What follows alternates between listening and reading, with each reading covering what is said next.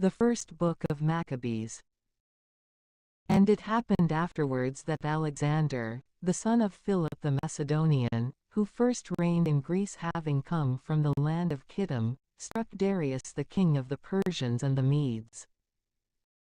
He appointed many battles, and he took hold of all the fortifications, and he executed the kings of the earth. And he passed through even to the ends of the earth.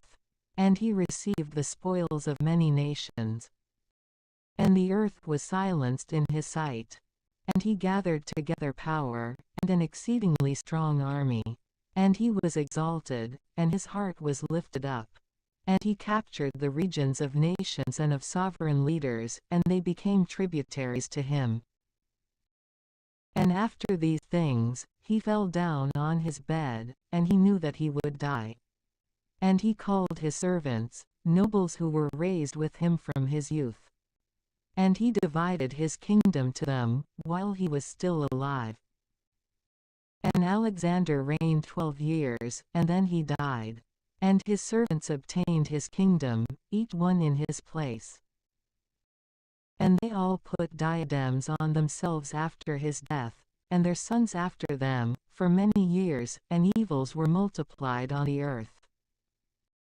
And there went forth from among them a sinful root, Antiochus the illustrious, the son of King Antiochus, who had been a hostage at Rome. And he reigned in the 137th year of the kingdom of the Greeks. In those days, there went forth from Israel sons of iniquity, and they persuaded many, saying, Let us go and negotiate a covenant with the Gentiles that are all around us. For since we have withdrawn from them, many evils have found us. And the word seemed good in their eyes. And some of the people determined to do this, and they went to the king. And he gave them the power to act according to the justice of the Gentiles. And they built a sports arena in Jerusalem, according to the laws of the nations. And themselves uncircumcised, and they withdrew from the holy covenant, and they were joined to the nations, and they were sold into evil doing. And the kingdom was ready in the sight of Antiochus, and he began to reign over the land of Egypt, so that he might reign over 2 kingdoms. And he entered into Egypt with an oppressive multitude, with swift chariots, and elephants, and horsemen, and a great abundance of ships. And he appointed a war against Ptolemy, the king of Egypt, and Ptolemy was filled with dread before his face, and he fled, and many fell down wounded. And he took hold of the fortified cities in the land of Egypt, and he received the spoils of the land of Egypt. And Antiochus turned back, after he struck Egypt, in the 143rd year, and he ascended against Israel. And he ascended to Jerusalem with an oppressive multitude. And he entered into the sanctuary with arrogance, and he took the golden altar, and the lampstand of 549 light, and all the vessels, and the table for the bread of the presence, and the vessels of libation, and the vials, and the little mortars of gold, and the veil, and the crowns, and the golden ornament, which was at the face of the temple. And he crushed them all. And he took the silver and gold, and the precious vessels, and he took the hidden treasures which he found. And having taken all these things away, he departed into his own land. And he caused a massacre of men, and he was speaking with great arrogance. And there was great wailing in Israel and in all of their places. And the leaders and elders mourned, and the virgins and young men became weak, and the splendor of the women was changed. Every bridegroom took up lamentation, and those who sat in the marriage bed mourned. And the land shook on behalf of the inhabitants in it, and the entire house of Jacob was clothed with confusion. And after 2 years of days, the king sent the prince of his tributes to the cities of Judah, and he came to Jerusalem with a great crowd. And he spoke peaceful words to them, in deceitfulness, and they believed him. And he rushed upon the city suddenly, and he struck it with a great scourging, and he destroyed many of the people of Israel. And he took the spoils of the city, and he burned it with fire, and he destroyed its houses and the walls around it. And they led away the women as captives, and they possessed the children and the cattle. And they built up the city of David with a great and strong wall, and with strong towers, and it became a stronghold for them. And they set up in that place a sinful people, wicked men, and together they grew strong in it. And they stored up weapons and provisions. And they gathered together the spoils of Jerusalem, and deposited them in that place. And they became a great snare. And this became a place of ambush against the sanctuary and diabolical evil in Israel. And they poured out innocent blood around the sanctuary, and they contaminated the sanctuary. And the inhabitants of Jerusalem fled because of them, and the city became the dwelling place of outsiders, and she became a stranger to her own offspring, and her own children abandoned her. Her sanctuary was desolate, like a place of solitude, her feast days were turned into mourning, her Sabbaths into disgrace, her honors into nothing. Her shame was multiplied according to her glory, and her loftiness was turned into lamentation. And King Antiochus wrote to all his kingdom, that all the people must be one, and that each one should relinquish his own law. And all Gentiles according to the word of King Antiochus. And many out of Israel consented to his servitude, and they sacrificed to idols, and they polluted the Sabbath. And the king sent letters, by the hand of messengers, to Jerusalem and to all the cities of Judah, that they should follow the law of the nations of the earth, and that they should prohibit holocausts and sacrifices and atonements to be made in the temple of God, and that they should prohibit the celebration of the Sabbath and the solemn days.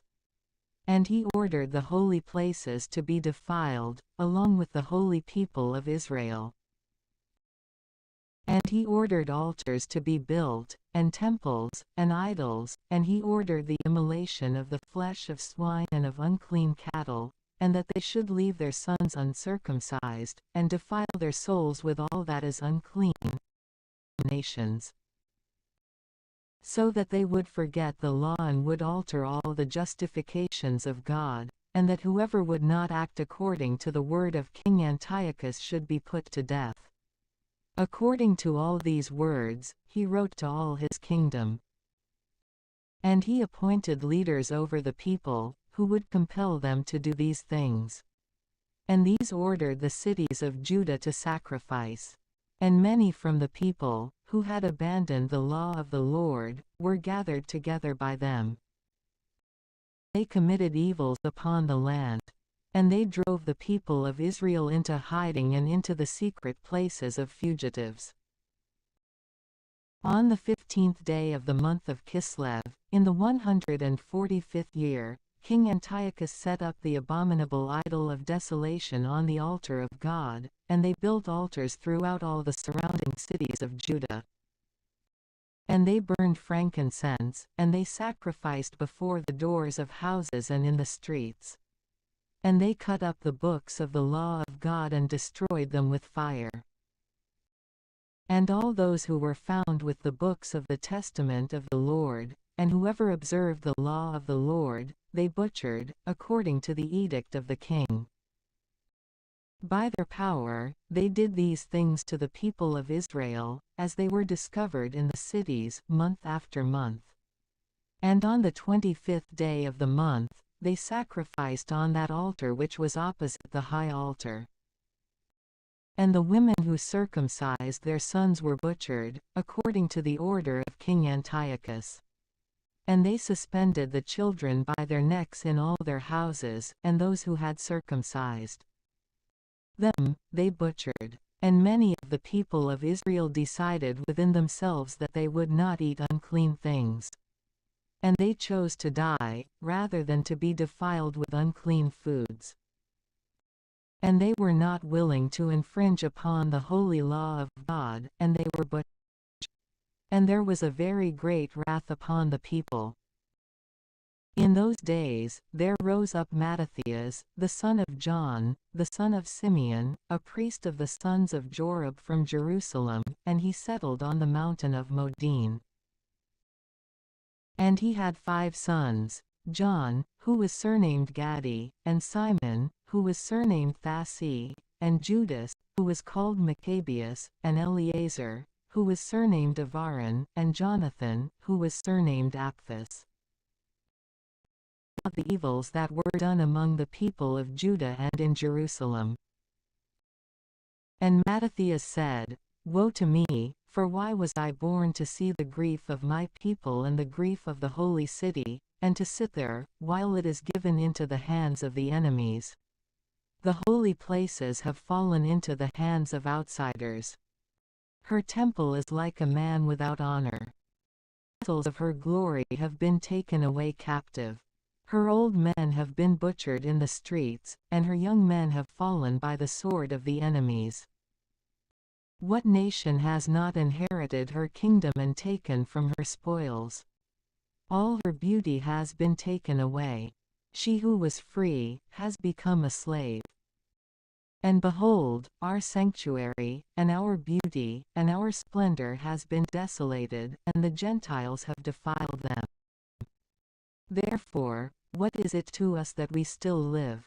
And Mattathias and his sons tore their garments, and they covered themselves with haircloth, and they lamented greatly. And those who had been sent from King Antiochus came to that place, to compel those 550 who fled into the city of Modin to immolate, and to burn frankincense, and to depart from the law of God. And many of the people of Israel and came to them. But Mattathias and his sons stood firm. And those who had been sent from Antiochus, responding, said to Mattathias, You are a ruler, and very splendid and great in this city, and you are adorned with sons and brothers. Therefore, approach first, and carry out the order of the king, as all the nations have done, and the men of Judah, and those who remained in Jerusalem. And you and your sons will be among the friends of the king, and enriched with silver and many gifts. And Mattathias responded, and he said with a loud voice, Even if all nations obey King Antiochus, so that each one departs from the service of the law of his fathers and consents to his commandments, I and my sons and my brothers will obey the law of our fathers. May God be forgiving to us. It is not useful for us to abandon the justices of God. We will not listen to the words of King Antiochus, nor will we sacrifice, transgressing the commandments of our law, so as to set out on another way. And, as he ceased speaking these words, a certain Jew approached in the sight of all to sacrifice to the idols upon the altar in the city of Modin, according to the order of the king. And Mattathias saw, and he grieved, and his temperament trembled, and his fury was enkindled according to the judgment of the law, and leaping up, he slaughtered him on the altar. Moreover, the man whom King Antiochus had sent, who compelled them to immolate, he killed at the same time, and he destroyed the altar, and he was zealous for the law, just as Phinehas did to Zimri, the son of Salome. And Mattathias exclaimed with a loud voice in the city, saying, All who hold the law, maintaining the covenant, let them follow me. And he and his sons fled to the mountains, and they left behind whatever they had in the city. Then many who sought judgment and justice went down into the desert. And they camped there, with their sons, and their wives, and their herds, because evils had overwhelmed them. And it was reported to the king's men, and to the army that was in Jerusalem, in the city of God, that certain men, who had cast aside the commandment of the king, had departed into the hidden places in the desert, and that many had followed after them. And immediately they went out to them, and they arranged a battle against them, on the day of the Sabbath. And they said to them, "And now, do you still resist? Go out and act according to the word of King Antiochus, you will live." And they said, "We will not go out, and we will not do the king's word, so as to profane the day of the Sabbath." And they rushed against them in battle. But they did not respond, nor did they cast a stone at them, nor did they barricade the hidden places, for they said, "Let us all die in our simplicity. And heaven and earth will testify for us, that you destroyed us unjustly." So they carried out a battle on Sabbath.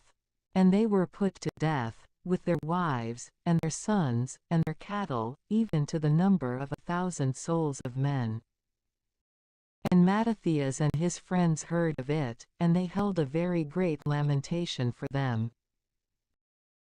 And every man said to his neighbor, "If we all do just as our brothers have done, and if we do not fight against the Gentiles for the sake of our lives and our occasions, then they will quickly eradicate us from the earth." And they decided, on that day, saying, "Every man, who will come against us in warfare on the day of the Sabbath, we will fight against him. And we will not all die, like our brothers who were put to death in the hidden places." Then there was assembled before them the synagogue of the Hasidenes, strong men from Israel, each one with a will for the law. And all those who fled from the evils added themselves to them, and they became a firmament to them. And they gathered together an army, and they struck down the sinners in their wrath and the wicked men in their indignation. And the others fled to the nations, so as to escape. And Mattathias and his friends traveled around, and they destroyed the altars. And they circumcised all the uncircumcised boys, whom they found within the limits of Israel, and they acted with fortitude. And they pursued the sons of arrogance, and the work was prosperous in their hands. And they obtained the law from the hands of the Gentiles, and from the hands of the kings. And they did not surrender the horn to the sinner. Then the days drew near when Mattathias, imitator of his anguish, kept the commandment, and he was made ruler of Egypt. Phinehas our father, being zealous in the zeal of God, received the covenant. Since he fulfilled the word, was made a commander in Israel. Caleb, since the assembly, received an inheritance.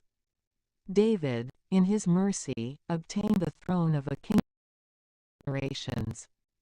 Elijah, since he was zealous with a zeal for the law, was raised to heaven. Ananiah and Azariah and Mishael, by believing, were delivered from the flame. Daniel, in his simplicity, was delivered from the mouth of the lions.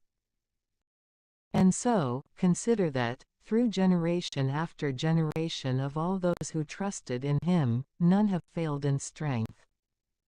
Fear not the words of a sinful man, for his glory is dung and worms. He is extolled, and tomorrow he will not be found, because he has returned into his earth and his thinking has perished. Therefore, you sons, be strengthened and act manfully in the law. For by it, you shall become glorious. And behold, I know that your brother Simon is a man of counsel. Heed him always, and he will be a father to you. And Judas Maccabeus, who has been strong and resourceful from his youth, let him be the leader of your militia, and he will manage the war of the people. And you shall add to yourselves all who observe the law, and you shall claim the vindication of your people. Render to the Gentiles their retribution, and pay attention to the precepts of the law. And he blessed them, and he was added to his fathers. And he passed away in the 146th year, and he was buried by his sons in the 551 sepulchres of his fathers, in Modin, and all Israel mourned for him with a great mourning. And his son Judas, who was called Maccabees, rose up in his place. And all his brothers assisted him, along with all those who had joined themselves to his father. Of Israel with rejoicing. And he expanded the glory of his people, himself with a breastplate like a giant, and he surrounded himself his weapons of war in battles, and he protected the camp with his sword. In his actions, he became like a lion, and like a young lion roaring in the hunt. And he pursued the wicked and tracked them down. And those who disturbed his people, he burned with fire. And his enemies were repelled by the fear of him, and the workers of iniquity were troubled. And salvation was well directed in his hand. And he provoked many kings, and he gave joy to Jacob by his works, and his memory will be a blessing for all generations. And he traveled through the cities of Judah, and he destroyed the impious out of them, and he turned wrath away from Israel. And he was renowned, even to the utmost part of the earth, and he gathered together those who were perishing. And so Apollonius together the Gentiles, with a numerous and great army from Samaria, to make war against Israel. And Judas knew about it, and he went forth to meet him. And he struck him and killed him. And many fell down wounded, and the rest fled away. And he took away their spoils. And Judas took possession of the sword of Apollonius, and he fought with it during all his days. And Surin, the leader of the army of Syria, heard that Judas gathered together a company of the faithful and an assembly with him. And he said, I will make a name for myself, and I will be glorified in the kingdom, and I will defeat Judas in warfare, and those who are with him, who have spurned the word of the king. And he prepared himself. And the camp of the impious went up with him, with strong auxiliaries, so as to act with vengeance upon the sons of Israel. And they approached even as far as Bethhoron. And Judas went forth to meet him, with a few men. But when they saw the army coming to meet them, they said to Judas, How will we few be able to fight against so great and so strong a multitude, even though we are weakened by fasting today? And Judas said, It is easy for many to be enclosed in the hands of a few, for there is no difference in the sight of the God of heaven to liberate by means of many, or by means of few. For victory in warfare is not in the multitude of the army, but in the strength from heaven. They come to us with a contemptuous multitude and with arrogance, in order to destroy us, with our wives and our sons, and to despoil us. In truth, we will fight on behalf of our souls and our laws. And the Lord himself will crush them before our face. But do not fear them. And as soon as he had ceased speaking, he attacked them suddenly. And Surin and his army were crushed in his sight. And he pursued him from the descent of Bethhoron, even to the plains. And 800 of their men were cut down, but the rest fled into the land of the Philistines. And the fear and dread of Judas, as well as his brothers, fell upon all the nations around them. His name reached even to the king, and all the nations told stories of the battles of Judas. But when King Antiochus heard these accounts, he was angry to his very soul.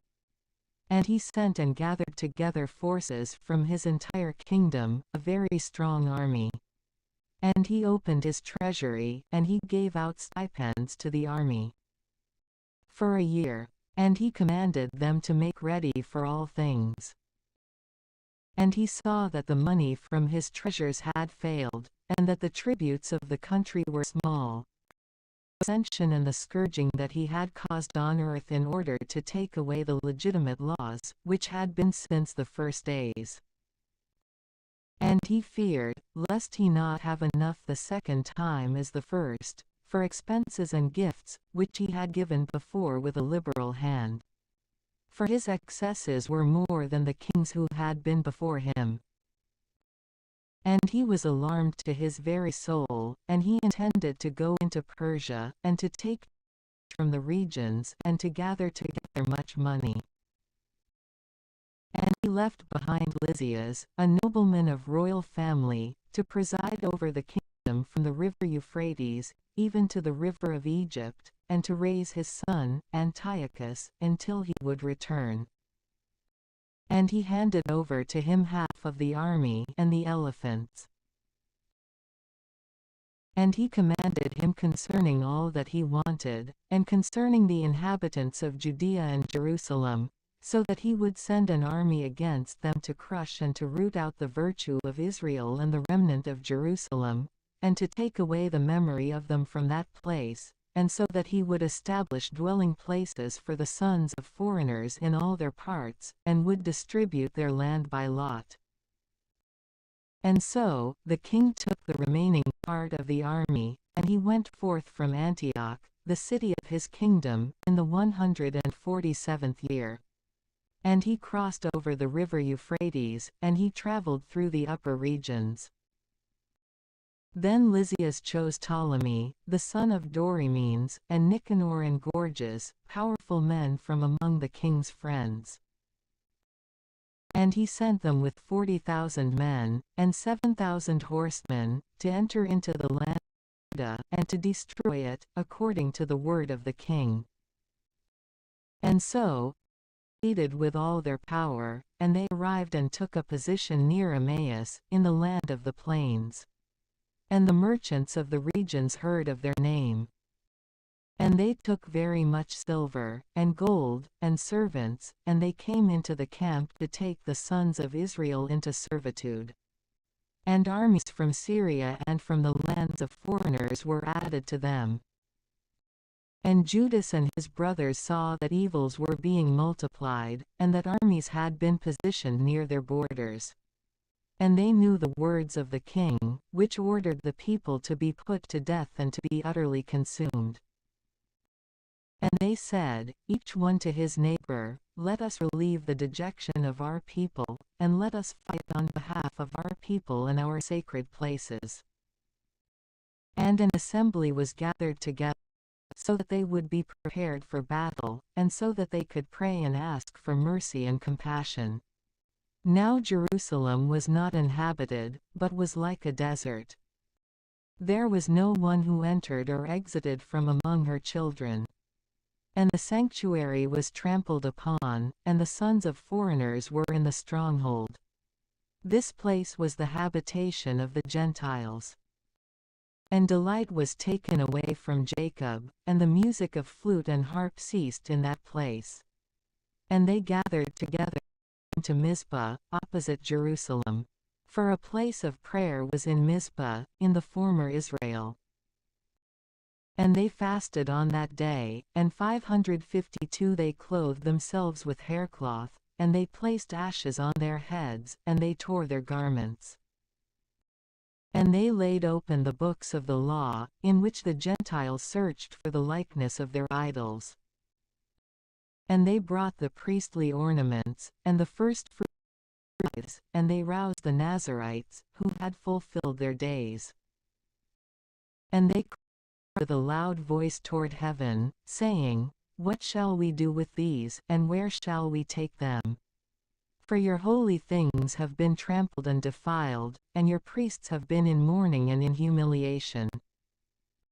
And behold, the nations gather together against us, to destroy us. You know what they intend against us. How will we be able to stand before their face, unless you, O God, assist us? Then they sounded the trumpets with a loud call. And after this, Judas appointed commanders over the people, over thousands, and over hundreds, and over fifties, and over tens. And he said to those who were building houses, or who had betrothed wives, who were planting vineyards, or who were terribly afraid, that they should return, each one to his own house, according to the law. So they moved the camp, and relocated to the south of Emmaus. And Judas said, "Gird yourselves, and be sons of power, and be ready in the morning, so that you may fight against these nations that have assembled against us, so as to destroy us and our sacred things. For it is better for us to die in battle, than to see evils come to our nation and to the sacred places. Nevertheless, as it is willed in heaven, so let it be." Then Gorgias took 5,000 men and 1,000 chosen horsemen, and they moved out of the camp by night, so that they might set upon the camp of the Jews and strike them suddenly. And the sons who were from the stronghold were their guides. And Judas heard of it, and he rose up, with his powerful men, to strike the force from the king's army that was in Emmaus. For the army was still dispersed from the camp. And Gorgias came by night into the camp of Judas, and found no one, and he sought them in the mountains. For he said, "These men flee from us." And when it had become day, Judas appeared in the plain with only 3,000 men, who had neither armor nor swords. And they saw the strength of the camp of the Gentiles, and the men in armor, and the horsemen surrounding them, and that these were trained to fight. And Judas said to the men who were with him, "Do not be afraid of their multitude, and do not dread their attack. Remember in what way salvation came to our fathers in the Red Sea, when Pharaoh pursued them with a great army. And now, let us cry out to heaven, and the Lord will have mercy on us, and he will remember the covenant of our fathers, and he will crush this army before our face this day. And all nations shall know that there is one who redeemed Israel." And the foreigners lifted up their eyes, and they saw them coming against them.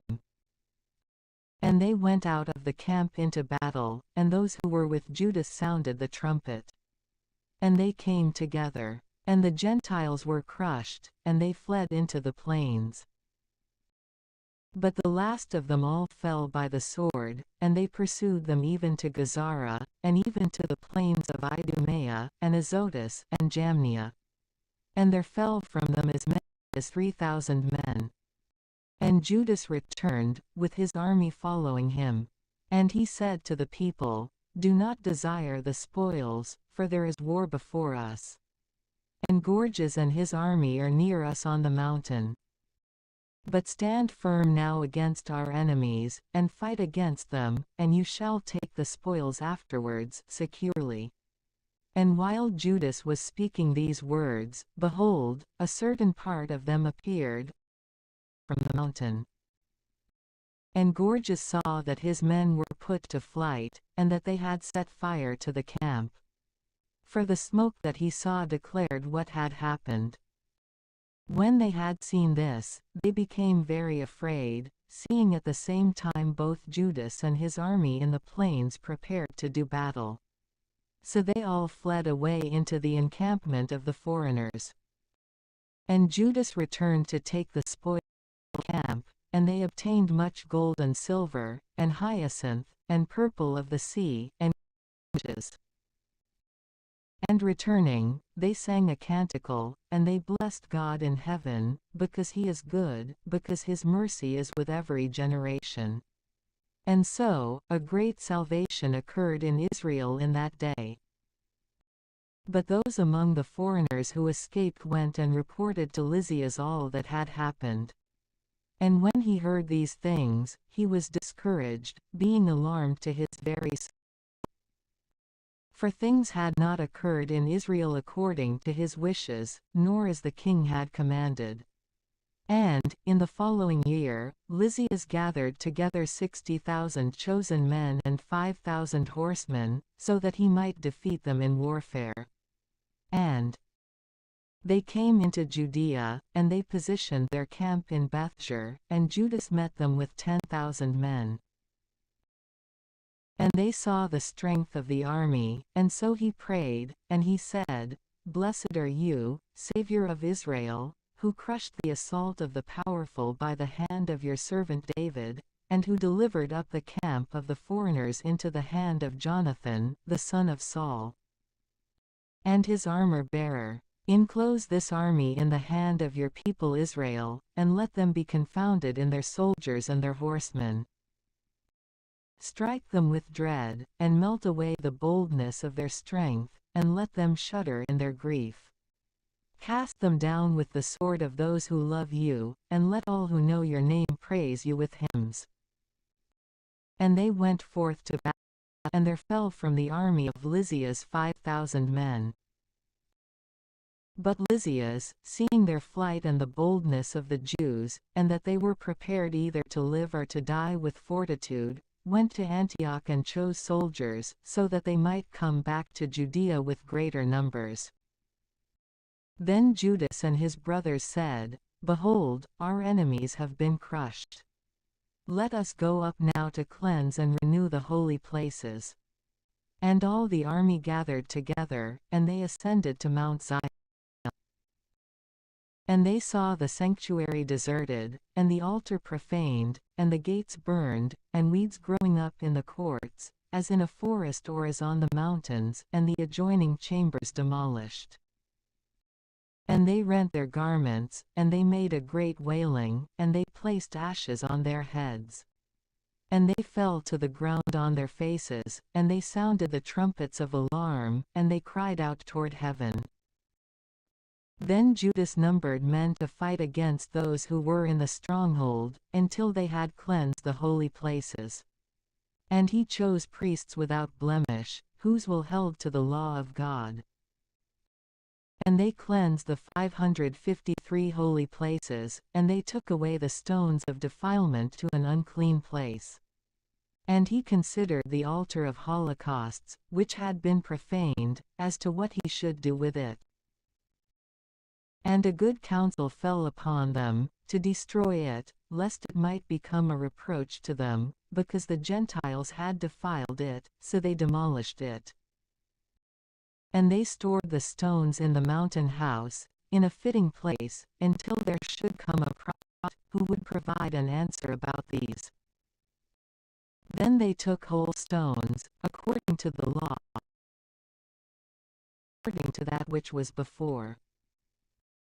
And they rebuilt the holy places and the things in the inner parts of the temple, and they sanctified the temple and the courts. And they made new holy vessels, and they brought the lampstand, and the altar of incense, and the table into the temple. And they placed incense on the altar, and they lit the lamps, which were on the lampstand, and they gave light in the temple. And they placed the bread on the table, and they hung up the veil, completed all the works which they had begun. And they arose before the morning, 25th day of the 9th month, in the 148th year. And they offered sacrifice, according to the law, on the new altar of holocausts that they made. According to the time and according to the day, on which the Gentiles had contaminated it, on the same day, it was renewed with canticles, and lutes, and lyres, and cymbals. And all the people fell upon their faces, and they adored, and they blessed, toward heaven, him that created them. And they kept the dedication of the altar for 8 days, and they offered holocausts with joy, and sacrifices of salvation and praise. And they adorned the face of the temple with crowns of gold and small shields. And they dedicated the gates and the adjoining chambers, and they set up doors on them. And there was very great rejoicing among the people, and the disgrace of the Gentiles was averted. And Judas, and his brothers, and all the assembly of Israel decreed that the day of the dedication of the altar must be kept in its time. From year to year, for 8 days, from the 25th day of the month of Kislev, with joy and gladness.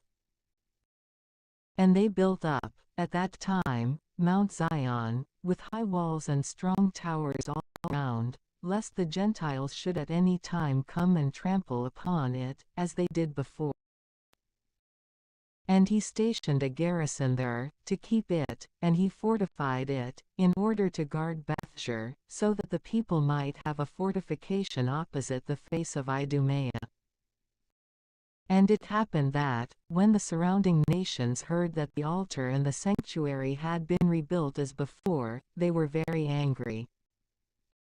And they intended to destroy the people of Jacob that were among them, and they began to kill some of the people, and to persecute them. Then Judas defeated in warfare the sons of Esau in Idumea, and those who were in Acrabaton, because they besieged the Israelites, and he struck them with a great scourging. And he remembered the malice of the sons of Dan, who were a snare and a scandal to the people, lying in ambush for them in the way.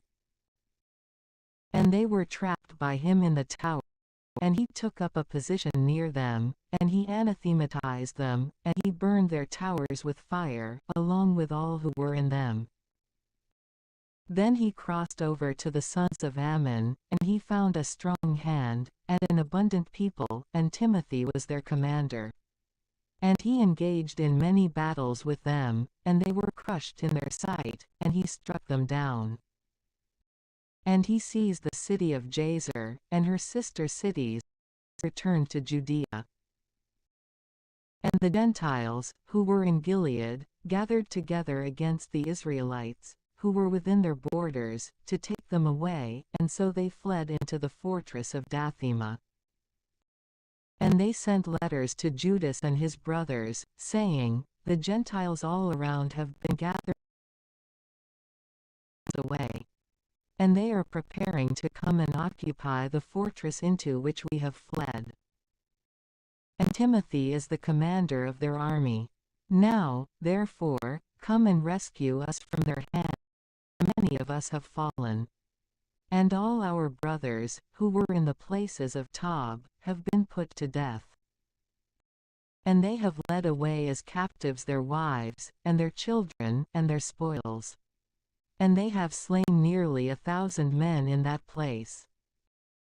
And while they were still reading these letters, behold, there arrived from Galilee other messengers, with torn garments, who announced according to these words, saying that Rome and Tyre and Sidon have assembled against them. And all of Galilee has been filled with order to consume us. So then, when Judas and the people heard these words, a great assembly came together, to consider what they should do for their brothers who were in trouble and were being assailed by them. And Judas said to Simon his brother, Choose men for yourself, and go, and free your brothers in Galilee. But I and my brother Jonathan will go into the country of. And he left behind Joseph, son of Zachariah, and Azariah, leaders of the people, with the remainder of the army, in Judea, to guard it. And he instructed them, saying, Take charge of this people, but do not go to war against the Gentiles, until we return. Now 3,000 men were divided to Simon, to go into Galilee, but 8,000 were divided to Judas, to go into the land of Gilead. And Simon went into Galilee. He engaged in many battles with the Gentiles, and the Gentiles were crushed before his face, and he pursued them even to the gates of Ptolemy. And there fell of the Gentiles nearly 3,000 men, and he took their spoils. And he took with him those who were in Galilee and in Arbata, with their wives and children, and all that was theirs, and he led them into Judea with great rejoicing. And Judas Maccabees, and Jonathan his brother, crossed over the Jordan, and they traveled 3 days' journey through the desert. And the Nabateans met them, and they accepted them peacefully, and they described to them all that had happened to their brothers in the land of Gilead, and that many of them were trapped in Bozrah, and Boser, and Alema, and in Chaspho, and Maked, and Karnaim. All these are large and fortified cities. Moreover, they were held in their grasp in the other cities of Gilead, and they had arranged to move their army, on the next day, to these cities, and to seize them, and to destroy them all in one day. The army unexpectedly turned their path into the desert, to Bosor, and they occupied the city. And he killed every male by the edge of the sword, and took all their spoils, and burned it with fire. And they arose from there by night, and 554 they went forth all the way to the fortress. And it happened that, at first light, when they lifted up their eyes, behold, there was a multitude of people, which could not be numbered, bringing ladders and machines, in order to seize the fortress, and to assault them. And Judas saw that it had begun, and the cry of the battle went up to heaven like a trumpet, and a great cry went out of the city. And he said to his army, Fight today on behalf of your brothers. And he came, with 3 companies behind them, and they sounded the trumpets, and they cried out in prayer. And the camp of Timothy knew that it was Maccabees, and they took flight before his face. And they struck them with a great scourging. And there fell from that day nearly 8,000 men. And Judas diverted to Mizpah, and he fought and seized it. And he killed all of its males, and he took its spoils, and he burned it with fire. From there, he continued on, and he seized Chaspho, and Maked, and Bosor, and the rest of the cities of Gilead. But after these events, Timothy gathered together another army, and he had his camp opposite Raphan, across the torrent. And Judas sent men to catch sight of the army. And they reported back to him, saying, All the nations that surround us have assembled before him, with an exceedingly great army. And they have brought the Arabians as auxiliaries to them, and they have set up camp across the torrent, in preparation to come against you in battle. And Judas went to meet them. And Timothy said to the leaders of his army, When Judas and his army approach, close to the torrent of water, if he crosses over to us first, we will not be able to withstand him. For he will be able to prevail against us. If, truly, he is afraid to cross over, and so he sets up camp across the river, we will cross over to them, and we will prevail against him.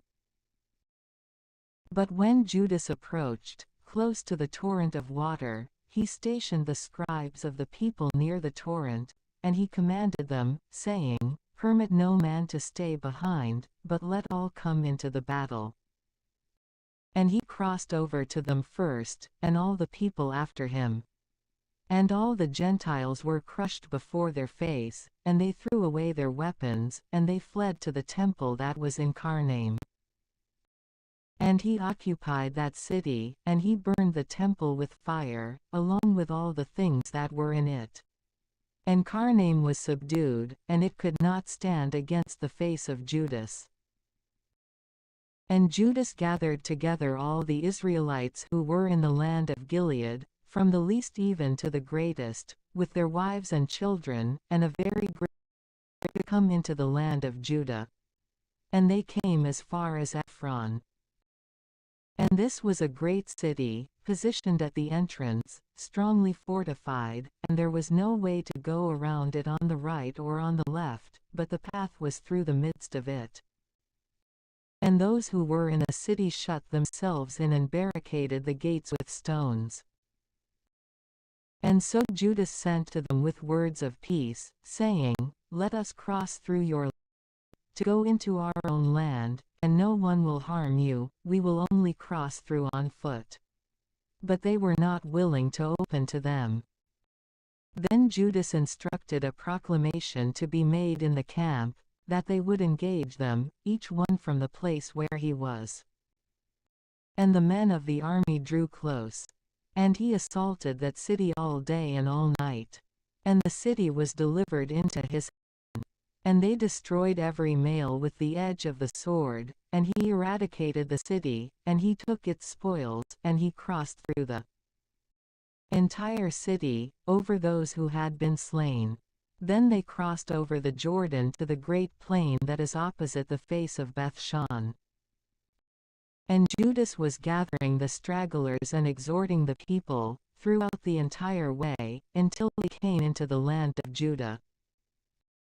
And they ascended to Mount Zion with joy and gladness, and they offered holocausts, because not one of them had fallen, until they had returned in peace.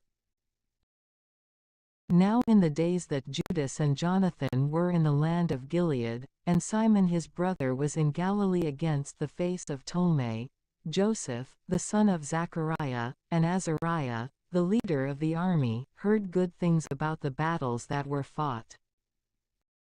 And he said, Let us also make a name for ourselves, and let us go to fight against the Gentiles that are all around us. And he gave orders to those who were in his army, and they went out towards Jamnia. And Gorgias and his men exited the city, to meet them in the fight. And Joseph and Azariah were forced to flee, even to the borders of Judea. And there fell on that day, from the people of Israel, up to 2,000 men, and it was a great defeat for the people. For they did not listen to Judas and his brothers, supposing that they should act boldly. But these were not of the offspring of those men by whom salvation was brought to Israel.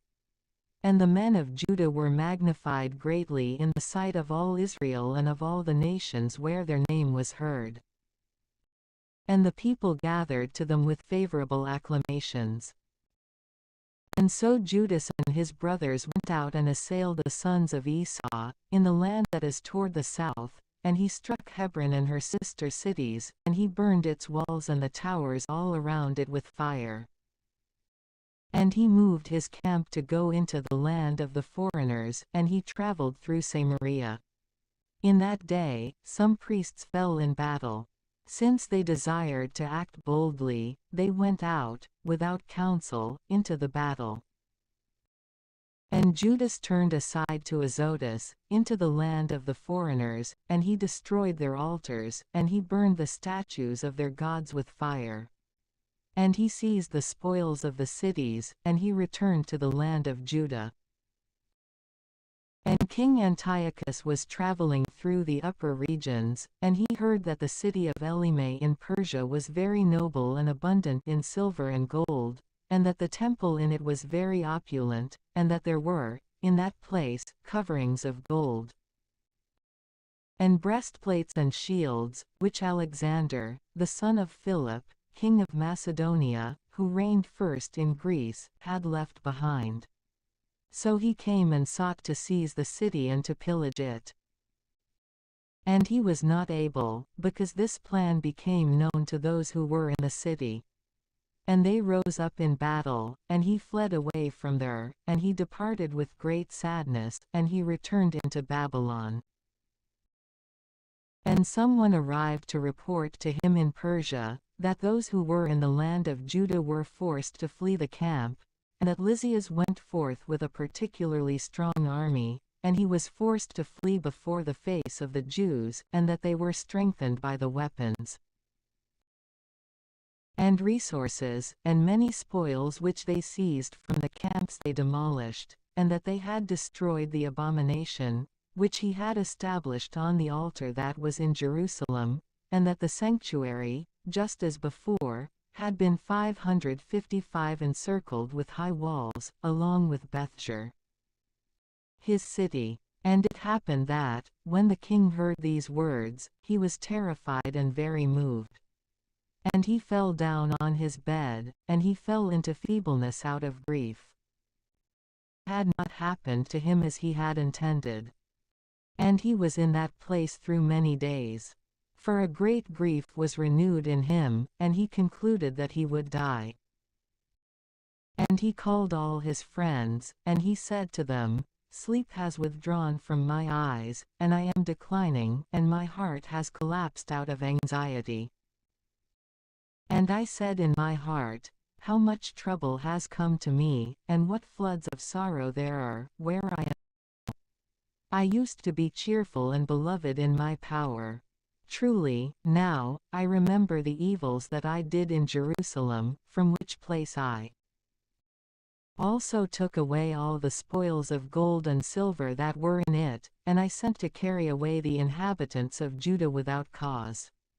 Therefore, I know that it is because of this that these evils have found me. Behold, I perish with great sorrow in a foreign land. Then he called Philip, one of his friends, and he placed him first over all his kingdom. And he gave him the diadem, and his robe, and his ring, so that he would guide Antiochus, his son, and raise him, and so that he would reign. And King Antiochus died there, in the 149th year. And Lysias knew that the king was dead, and he appointed Antiochus, his son, to reign, whom he had raised from adolescence. And he called his name Eupator. And those who were in the stronghold had enclosed the Israelites by surrounding the holy places. And they continually sought to do evil to them and to support the Gentiles. And Judas intended to disperse them. And he called together all the people, in order to besiege them. And they came together and besieged them in the 150th year, and they made catapults and other machines. And certain ones of these, who were besieged, escaped. And some of the impious out of Israel joined themselves to them. And they went to the king, and they said, How long will you not act with judgment and vindicate our brothers? We resolved to serve your father, and to walk according to his precepts, and to obey his edicts. And because of this, the sons of our people have alienated themselves from us, and they have put to death as many of us as they could find, and they have torn apart our inheritances. And they have not extended their hand against us only, but also against all within our borders. And behold, this day they have taken a position near the stronghold of Jerusalem to occupy it, and they have fortified the stronghold of Bethshur. And, unless you quickly act to prevent them, they will do greater things than these, and you will not be able to subdue them. And the king was angry when he heard this. And he called together all his friends, and the leaders of his army, and those who were over the horsemen. But there even came to him mercenary armies from other kingdoms and from the islands of the sea. And the number of his army was 100,000 footmen, and 20,000 horsemen, and 32 elephants trained for battle. And they traveled through Idumea, and they took a position near Bethshur. And they fought for many days, and they made machines of war. But they came out and burnt them with fire, and they fought manfully. And Judas departed from the stronghold, and he moved the camp to Bethacharia, opposite the camp of the king. And the king rose up, before it was light, and he forced his troops to march toward the way of Bethacharia. And the armies prepared themselves for battle, and they sounded the trumpets. And they showed the elephants the blood of grapes and mulberries, to provoke them to fight. And they divided the beasts by the legions, and there stood by every elephant men, with shields joined together and with brass helmets on their heads. And 500 well-ordered horsemen were chosen for every beast. These were ready beforehand, and wherever the beast was, they were there, and whenever it moved, they moved, and they did not depart from it. Moreover, upon them there were strong wooden turrets, watching over every beast, with machines upon them, and on 32 valiant men, who fought from above, and an Indian to rule each beast. And the rest of the horsemen, he stationed here and there, in 2 parts, with trumpets to stir up the army and to urge on those who were slow to move within its legions. And so, when the sun reflected off the shields of gold and of brass, the mountains were resplendent from them, and they glowed like lamps of fire. And part of the king's army was divided to the high mountains, and the other part to the low places. And they went forth with order and caution. And all the inhabitants of the land were shaken at the voice of their multitude, and at the advance of the company, and at the clash of the armor. For the army was very great and strong. And Judas and his army drew near for battle. And there fell of the king's army 600 men. And Eleazar, the son of Sora, saw one of the beasts shielded with the king's shield, and it was higher than the other beasts. So it seemed to him that the king must be on it. And he gave himself for the freedom of his people, and to obtain for himself a name in eternity.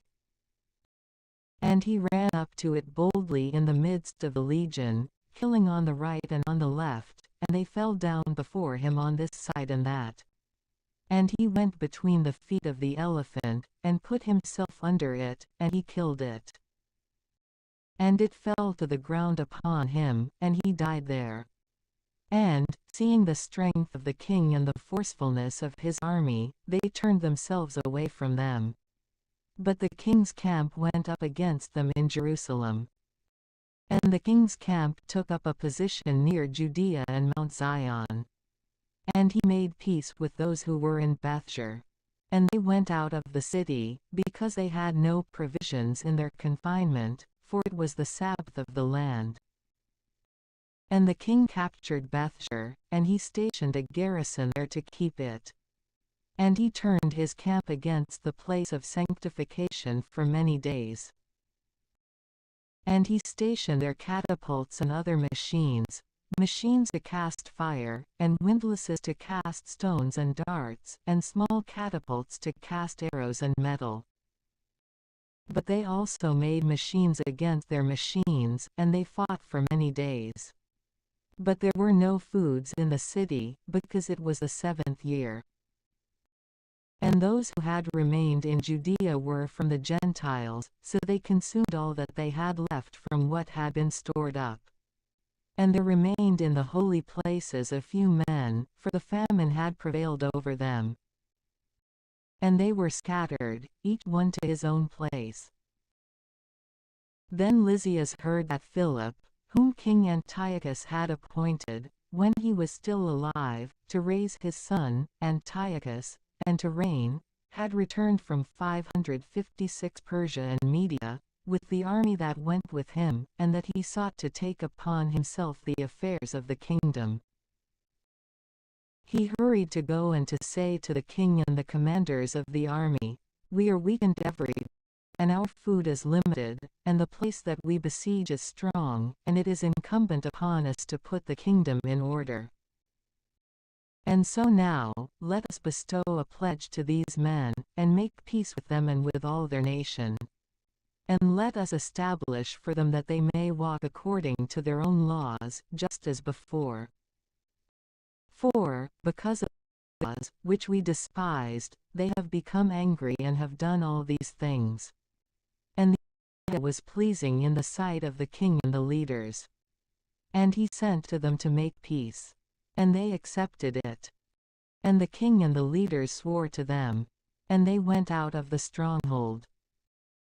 Then the king entered into Mount Zion, and saw the fortifications of the place, and so he abruptly broke the oath that he had sworn, and he commanded the surrounding wall to be destroyed. And he departed in haste and returned to Antioch, where he found Philip ruling the city. And he fought against him and occupied the city. In the 151st year, Demetrius, the son of Seleucus, departed from the city of Rome, and he went up with a few men to a maritime city, and he reigned there. And it happened that, as he entered into the house of the kingdom of his fathers, the army captured Antiochus and Lysias, to bring them to him. And the matter became known to him, and he said, "Do not show me their face." And so the army killed them. And Demetrius sat upon the throne of his kingdom. And there came to him iniquitous and impious men Israel. And Alcimus was their leader, who wanted to be made a priest. And they accused the people to the king, saying, Judas and his brothers have destroyed all your friends, and he has scattered us from our land. Now, therefore, send a man, whom you trust, and let him go and see all the destruction he has done to us and to the regions of the king. And let him punish all his friends and their helpers. And so the king chose, from among his friends, Maccabees, who ruled across the great river in the kingdom, and who was faithful to the king. And he sent him to see the destruction that Judas had done. Moreover, he appointed the wicked Alcimus to the priesthood, and he commanded him to take revenge on the sons of Israel. And they rose up and came forth with a great army into the land of Judah. And they sent messengers, who spoke to Judas and his brothers with words of peace, in deceitfulness. But they did not heed their words, for they saw that they arrived with a great army. Then there assembled to Alcimus and Maccabees a congregation of scribes, to seek just terms. And first, the Hasidenes, who were among the sons of Israel, also sought peace with them. For they said, A man who is a priest from the offspring of Aaron has arrived, he will not deceive us. And he spoke to them peaceful words, and he swore to them, saying, We will not carry out any evil against you or your friends. And they believed him. And he captured 60 of their men and killed them in one day, according to the word that is written, The flesh of your saints, and their blood, poured out all around Jerusalem, and there was no one who would bury them. Then fear and trembling hovered over all the people. For they said, There is no truth or judgment among them. For they have transgressed the agreement and the oath that they swore. And Maccabees moved the camp from Jerusalem, and he took up a position at Bethzaith. He sent and captured many of those who had fled from him, and some of the people he killed in sacrifice, and he threw them into a great pit. Then he committed the country to Alcimus, and he left behind troops with him to assist him. And so Maccabees went away to the king. And Alcimus did what he pleased by means of his leadership of the priesthood. And all those who disturbed the people assembled before him, and the land of Judah, and they caused a great scourging in Israel. And Judas saw all the evils that Alcimus, and those who were with him, did to the sons of Israel, even more than the Gentiles did. And he went out into all the parts surrounding Judea, and he took vengeance on the men who had rebelled, and they ceased to go forth into the region any longer. But Alcimus saw that Judas, and those who were with him, prevailed. And he knew that he was not able to withstand them. And so he went to the king, and he accused them of many crimes. And the king sent Nicanor, one of his principal noblemen, who was a cultivator of hostility against Israel. And he commanded him to overthrow the people. And Nicanor came to Jerusalem with a great army, and he sent to Judas and his brothers words of peace, with deceitfulness, saying, Let there be no fighting in you. I will come with a few men, to see your faces with peace. And he came to Judas, and they greeted one another in turns, peaceably. And the enemies were prepared to abduct Judas. And the plan became known to Judas, that he came to him with deceit. And so he became very afraid of him, and he was no longer willing to see his face. And the plan had been exposed, and he went out to meet Judas in battle near Capharsalama. Fell of the army of Nicanor nearly 5,000 men, and they fled into the city of David. And after these events, Nicanor ascended to Mount Zion. And some of the priests of the people went out to greet him in peace, and to show him the holocausts that were offered for the king. But he mocked and despised them, and he defiled them. And he spoke arrogantly, and he swore with anger, saying, unless Judas and his army have been delivered into my hands, when I return in peace, I will build the house. And he went out with great anger. And the priests went in and stood in the face of the altar and the temple. And weeping, they said, You, O Lord, have chosen this house so that your name may be invoked in it, so that it may be a house of prayer and supplication for your people. Accomplish vindication of this man and his army, and let them fall by the sword. Remember their blasphemies, and do not allow them to continue. Then Nicanor departed from Jerusalem, and he positioned his camp near Bethhoron, and an army of Syria met him there. And Judas took a position in Adassa with 3,000 men. And Judas prayed, and he said, O Lord, when those who were sent by King Sennacherib blasphemed against you, an angel went out and struck 185,000 of them. Just so, crush this army in our sight today, and so let the others know that he has spoken evil 557 against your sanctuary. And judge him according to his wickedness. And the armies were sent into battle together on the 13th day of the month of Adar. And the camp of Nicanor was crushed, and he himself was among the first slain in battle. So then, when his army saw that Nicanor had fallen, they threw away their weapons and fled. And they pursued them for 1 day's journey from Adassa, even until one comes into Gazara, and they sounded the trumpets after them with signals. And they went forth from all of the towns all around Judea. And they herded them with the horns, and they turned back again to them, and they were all felled with the sword, and there was not so much as one of them left behind. And they took their spoils like a prey, and they cut off the head of Nicanor, and his right hand, which he had extended arrogantly, and they brought it, and hung it up opposite Jerusalem. And the people rejoiced exceedingly, and they spent that day in great joy. And he established that this day should be kept every year, on the 13th day of the month of Adar. And the land of Judah was quieted for a brief time. And Judas heard of the fame of the Romans, that they are powerful and strong, and that they willingly agree to all things that are asked of them, and that, whoever was agreeable to them, they established a friendship with them, and so they are powerful and resourceful. And they heard of their battles, and the successful works that they had accomplished in Galatia, how they had subdued them and brought them under tribute, and what great things they had accomplished in the region of Spain. And that they had driven under their power the mines of silver and gold which are there, and that they had obtained possession of the entire place by their counsel and patience, and that they had overcome places that were very far from them, and kings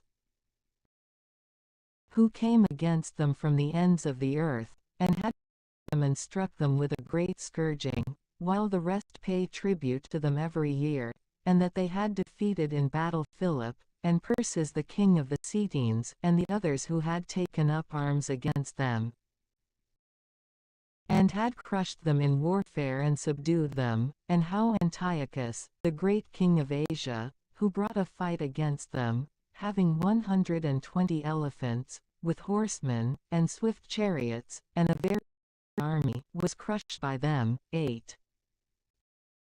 7. And how they had captured him alive and had decreed to him that both he and those who would reign after him would pay a great tribute, and that he should provide hostages bound to an agreement, and that regions from the Indians, and from the Medes, and from the Lydians, from among their best regions, with those whom they had taken from them, they gave to King Eumens.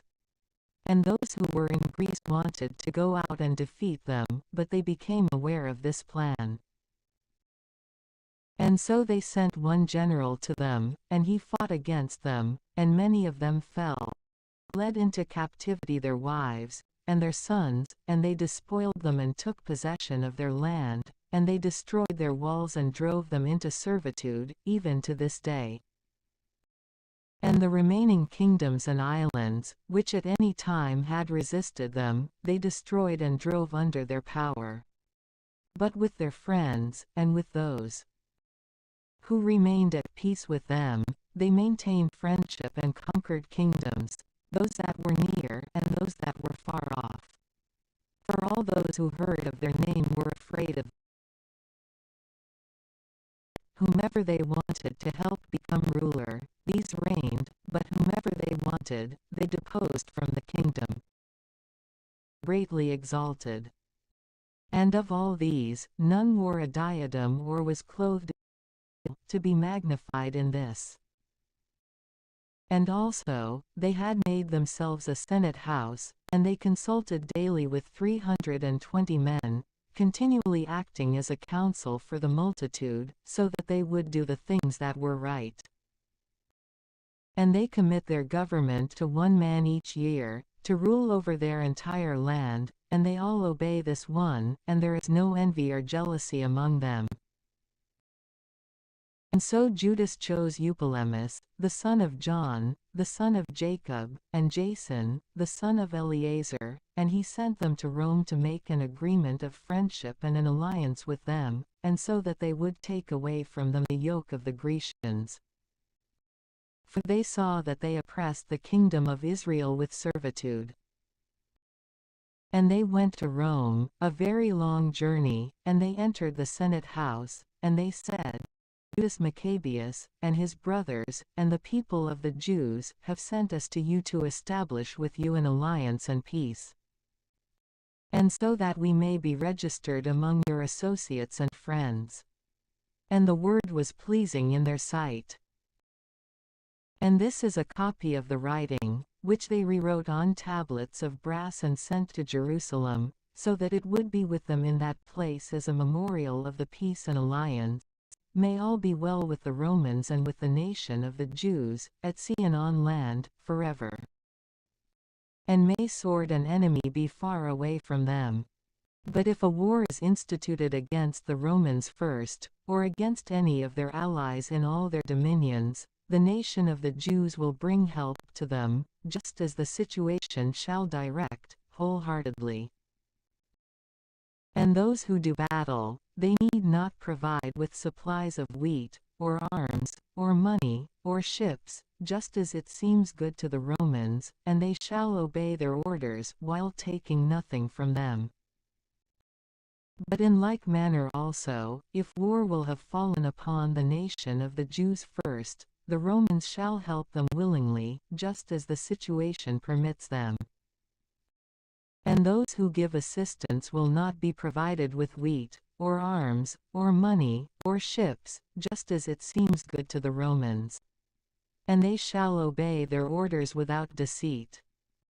According to these words, have made an agreement with the people of the Jews. And, if after these words, one or another would want to add anything to, or take anything from these, they may do as they propose. And whatever they add or take away, it shall be ratified. Moreover, concerning the evils that King Demetrius did to them, we have written to him, saying, Why have you made your yoke upon our friends and allies, the Jews? If, therefore, they come again to us against you, we will render judgment for them, and we will make war against you by sea and by land. Meanwhile, when Demetrius heard that Nicanor and his army had fallen in battle, he again positioned Bacchides and Alcimus in Judea, and the right horn of his army with them. And they traveled by the way that leads to Gilgal, and they set up camp in Messaloth, which is in Arbela. And they occupied it. They destroyed 558 the lives of many men. In the first month of the 152nd year, they positioned the army near Jerusalem. And they rose up and went to Berea, with 20,000 men and 2,000 horsemen. Now Judas had stationed his camp in Elasa, and 3,000 chosen men were with him. And they saw the multitude, army that they were many, and they became very afraid. And many withdrew themselves from the camp, and there remained of them no more than 800 men. And Judas saw that his army had slipped away and that the battle pressed upon him, and his heart was shattered, because he did not have time to gather them together, and he was very discouraged. And so, he said to those who were remaining, "Let us rise up and go against our enemies, perhaps we may be able to fight against them." But they dissuaded him, saying, "We will not be able, but let us try to save our lives and return to our brothers, and then we will fight against them. For we are but few." And Judas said, "Far be it from us, to do this thing, so as to flee away from them. But if our time has drawn near, let us die with virtue, on behalf of our brothers, not inflict guilt upon our glory." And the army moved from the camp, and they stood to meet them. And the horsemen were divided into two parts, and the stone slingers and archers went before the army, and the first ones were all powerful men, experienced in combat. Moreover, Bacchides was with the right horn, and the legion drew near on both sides, and they sounded the trumpets. But those also who were from the side of Judas, these also now cried out, and the earth shook with the noise of the armies. And the battle was joined from morning, even until evening. And Judas saw that the stronger part of the army of Bacchides was on the right side, and all the steadfast in heart came together with him. And the right part was crushed by them, and he pursued them even to Mount Azotus. And those with the left horn saw that the right horn was crushed, and so they followed after Judas, and those with him, at their back. And the battle was hard fought, and there fell many wounded from one side and the other. And Judas fell, and the others fled away. And Jonathan and Simon carried Judas, their brother, and they buried him in the sepulchre of their fathers, in the city of Modin. And all the people of Israel wept for him with a great wailing, and they mourned for many days. And they said, "Such a powerful man has fallen, who would the salvation of the people of Israel." But the rest of the words, about the wars of Judas, and the virtuous acts that he did, and his magnitude, have not been written. For they were very many. And it happened that, after the death of Judas, the iniquitous began to emerge in all the parts of Israel, and they began to encourage all those who worked iniquity. In those days, there occurred a great famine, and the entire region handed itself over to Bacchides. And Bacchides chose impious men, and he appointed them as rulers of the region. And they sought out and persecuted the friends of Judas, and they led them to Bacchides, and he took vengeance on them and abused them. And there occurred a great tribulation in Israel, such as had never been, since the day that there was a prophet seen in Israel. And all the friends of Judas gathered together, and they said to Jonathan, "Since your brother Judas has fallen away, there is not a man like him to go forth against our enemies, against Bacchides and those who are the enemies of our nation. And so now, we have chosen you in his place, on this day, to be our leader and commander in order to wage our wars." And so, at that time, Jonathan took upon himself the leadership, and he rose up in the place of his brother. And Bacchides knew of it, and he sought to kill him. And Jonathan and his brother Simon knew of this, and so did all who were with them. And they fled into the desert of Tekoa, and they settled by the water of Lake Asphar. And Bacchides knew of it, and on the day of the Sabbath, he himself arrived, with all his army, across the Jordan. Jonathan sent his brother, a commander of the people, to ask the Nabateans, his friends, to lend them their equipment, which was abundant.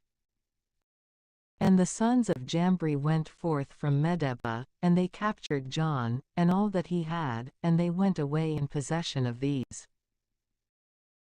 After these events, it was reported to Jonathan and his brother Simon that the sons of Jambri were having a great marriage celebration, and that they would be leading the bride, a daughter of one of the great leaders of Canaan, out of Medeba with great fanfare. And they remembered the blood of John, their brother. And they went up and hid themselves under the cover of the mountain. And they lifted up their eyes and saw, and behold, a tumult and a well-prepared multitude. And the bridegroom proceeded, with his friends and his brothers, musical instruments, and many weapons. And they rose ambush, and they killed them, and there fell many wounded, and the remainder fled into the mountains, and they took all their spoils.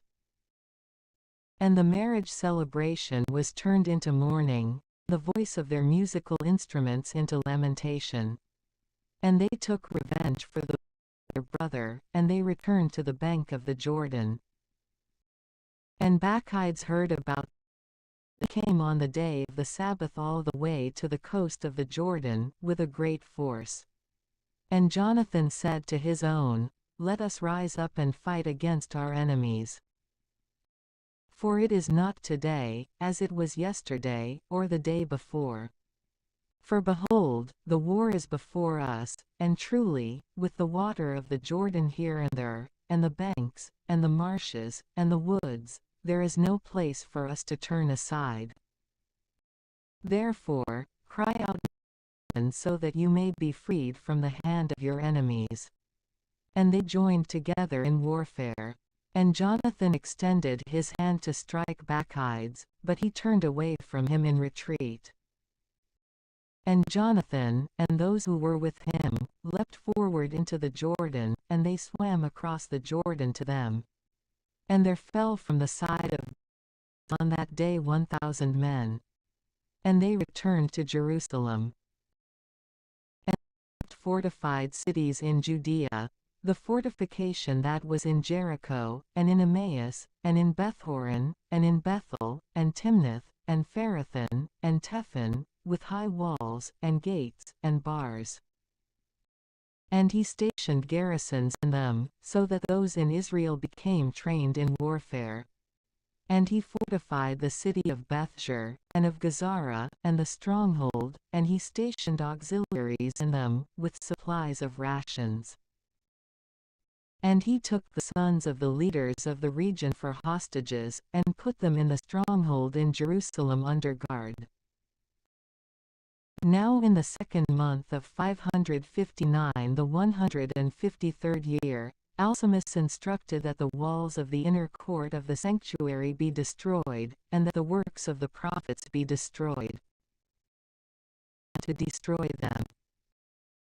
At that time, Alcimus was struck, and his works were hindered, and his mouth was closed shut, and he was weakened with paralysis, so that he was no longer able to speak a word, nor to give orders concerning his house.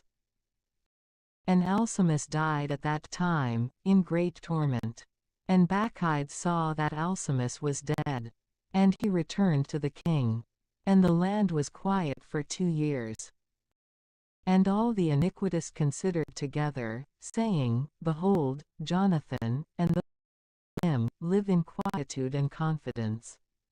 Now, therefore, let us bring forth Bacchides, and he will capture them all, in one night. So they went and gave counsel to him.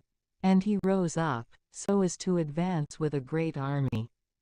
And he secretly sent letters to his associates who were in Judea, to seize Jonathan and those who were with him. But they were not able, for their plan became known to them. And he apprehended, from the men of the region, those who were the leaders of this malice. And he killed them. And Jonathan, and Simon, and those who were with him, withdrew into Bethbasi, which is in the desert. And he repaired its breaches, and they fortified it. And Bacchides knew about it, and he gathered together all his multitude.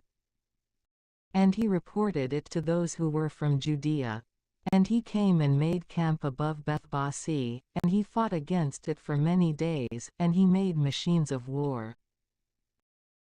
But Jonathan left behind his brother Simon in the city, and he went out into the country, and he approached with a number of men, and he struck Odomara and his brothers, and the sons of Phaseron, in their tents. And he began to slaughter and to increase in forces. In truth, Simon, and those who were with him, went forth from the city and burned the machines of war, and they fought against Bacchides, and he was crushed by them. And they afflicted him greatly, because his counsel and his meetings were in vain. And he was angry with the men of iniquity who had given him counsel to come into their region, and he killed many of them. But he decided to depart with the remainder into their country. And Jonathan knew of it, and he sent ambassadors to him to arrange a peace with him, and to restore the captives to him. And he accepted it willingly, and he acted according to his words, and he swore that he would do him no evil all the days of his life. And he restored to him the captives which he previously had been given from the land of Judah.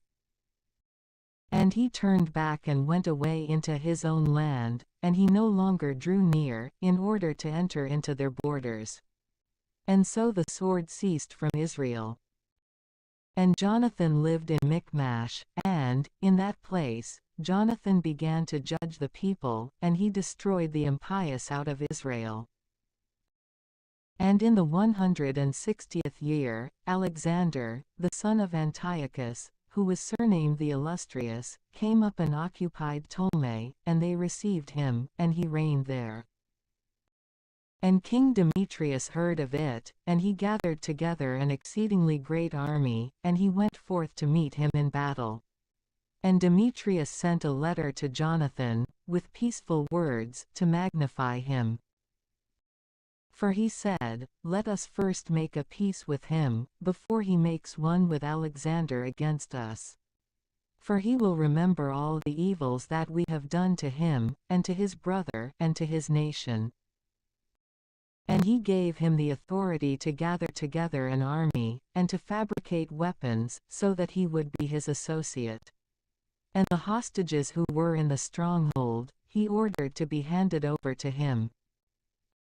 And Jonathan came to Jerusalem, and he read the letters in the hearing of all the people and of those who were in the stronghold. And they were struck with a great fear, because they heard that the king gave him the authority to gather together an army. And the hostages were handed over to Jonathan, and he restored them to their parents. And Jonathan lived in Jerusalem, and he began to rebuild and repair the city. And he told those doing the work to build up the walls, and Mount Zion, all around, with square stones, as a fortification. And they did so. Then the foreigners, who were in the fortifications that Bacchides had built, fled away. And each one abandoned his place and departed into his own land. Only in Bethsur did there remain some others of these, who had forsaken the law and the precepts of God. For this was a refuge for them. And King Alexander heard of the promises that Demetrius promised to Jonathan. And they described the battles to him, and the virtuous deeds that he and his brothers had done, and the hardships that they had endured. And he said, "Would we ever find another such man? And so now, let us make him our friend and our associate." And so, he wrote a letter, and he sent it to him, according to these words, saying, "King Alexander to his brother, Jonathan, greetings.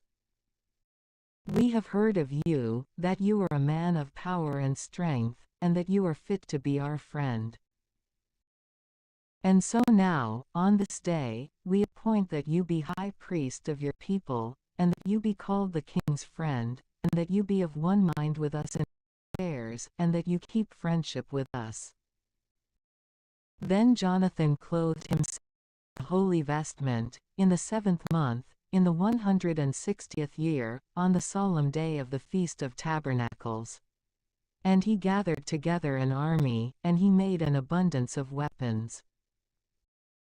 And Demetrius heard these words, and he was exceedingly sorrowful, and he said, What have we done in this, that Alexander has gone before us to obtain the friendship of the Jews to strengthen himself? I also will write to the petition, and offer positions of rank and gifts, so that they may act in assistance to me.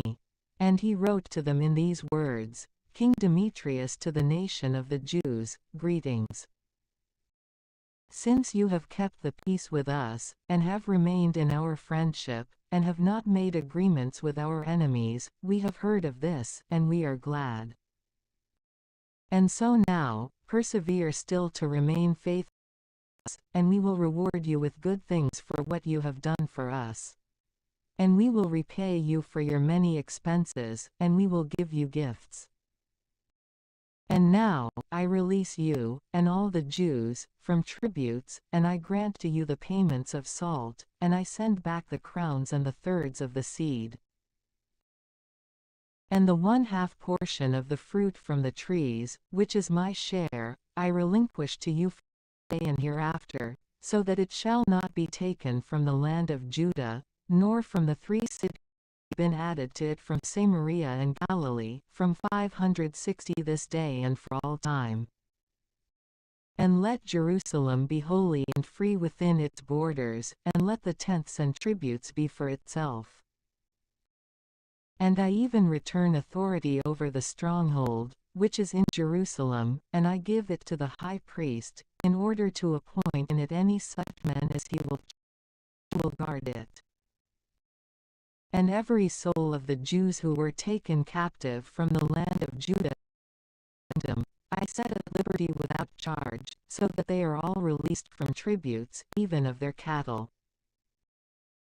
And all the days of solemnities, and the Sabbaths, and the new moons, and the decreed days, and the 3 days before the solemn day, and 3 days after the solemn day, shall all be days of immunity and remission for all the Jews who are in my kingdom. And no one will have the authority to do anything, or to incite any plots, against any of them, in all cases. And let there be enrolled from the Jews into the army of the king, up to 30,000 men. And allowances shall be given to them, just as is due to all the king's army. And some of them shall be appointed to be in the fortresses of the great king. And some of them shall be set over the affairs of the kingdom, those who act with faith, and let the leaders be from them, and let them walk by their own laws, just as the king has commanded in the land of Judah. And the 3 cities that have been added to Judea from the region of Samaria, let them be counted with Judea, so that they may be united as one, and so that they may obey no other authority, except the high priest. Ptolemy and its confines, I give as a free gift to the holy places that are in Jerusalem, for the necessary expenses of the holy things. And I give, every year, 15,000 shekels of silver from the allotment of the king, from what belongs to me. And all that has been left over, which those who were set over the affairs in prior years have not paid, from this time, they will give it to the works of the house. And beyond this, they shall receive 5,000 shekels of silver from the allotment of the holy places each year, and this will belong to the priests who perform the ministry.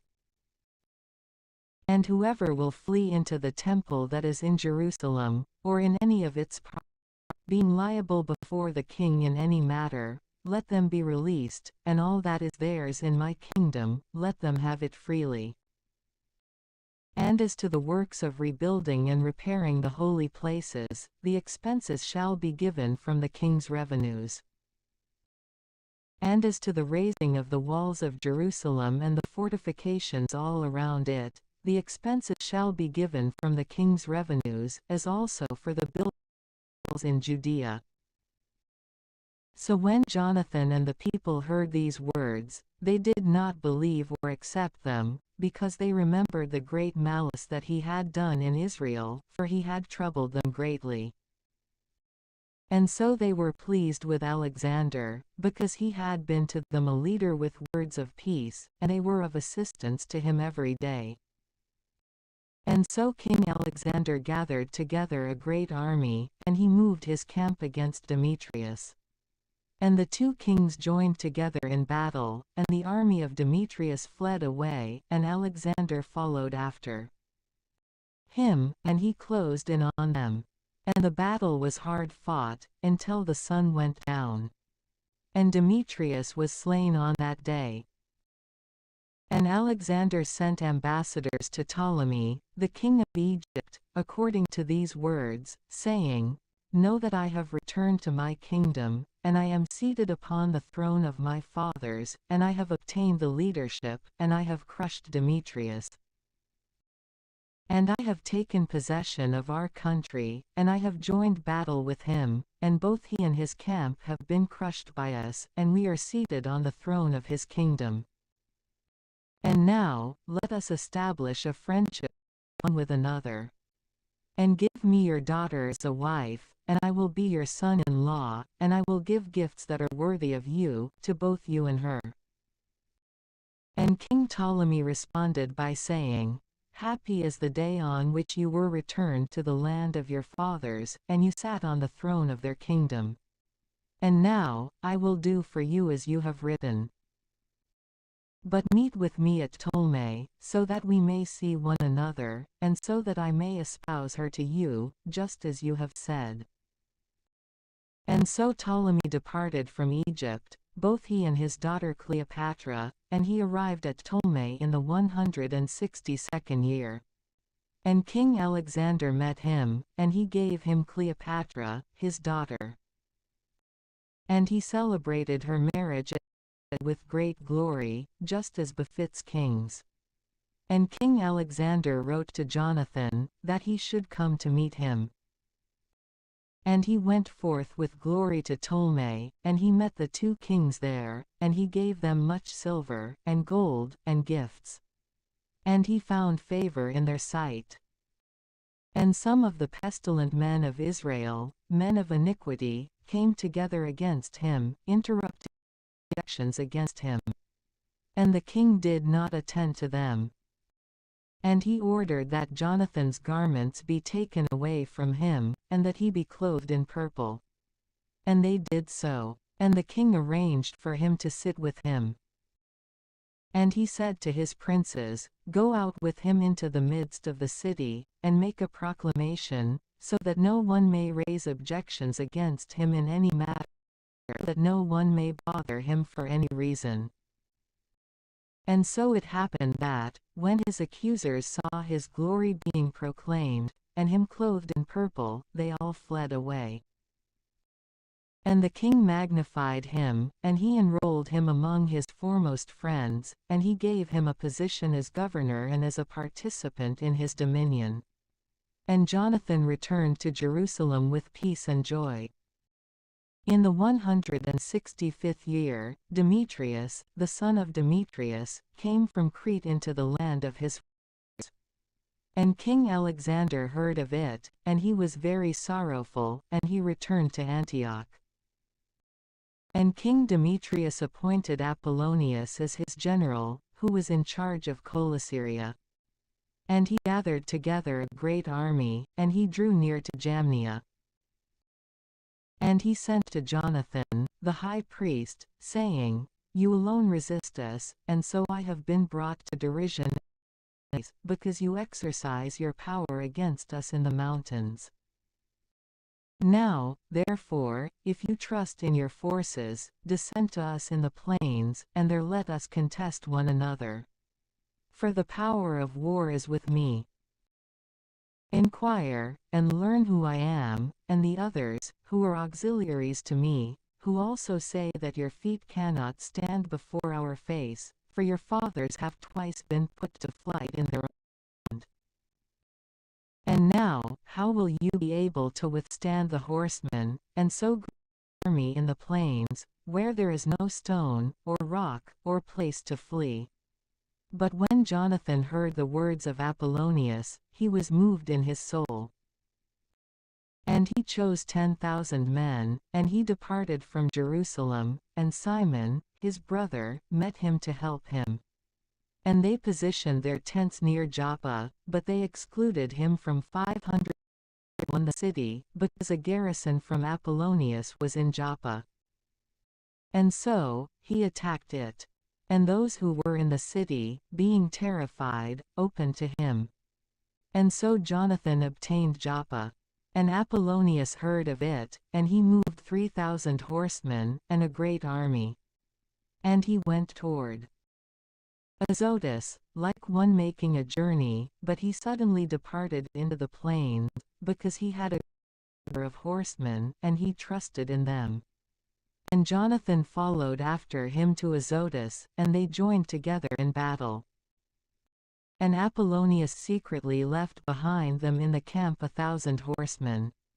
And Jonathan realized that there was an ambush behind him, and they surrounded his camp, and they cast darts at the people from morning until evening.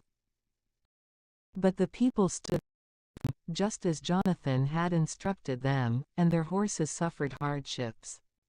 Then Simon drew forth his army, and he sent them against the legion. For the horsemen were wearied. And they were crushed by him, and they fled. And those who were scattered throughout the plains fled to Azotus, and they entered into Bethdagon, so that, by their idol in that place, they might save themselves.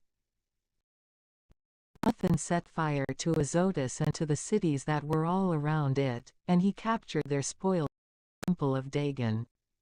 And he burned with fire all those who had fled into it.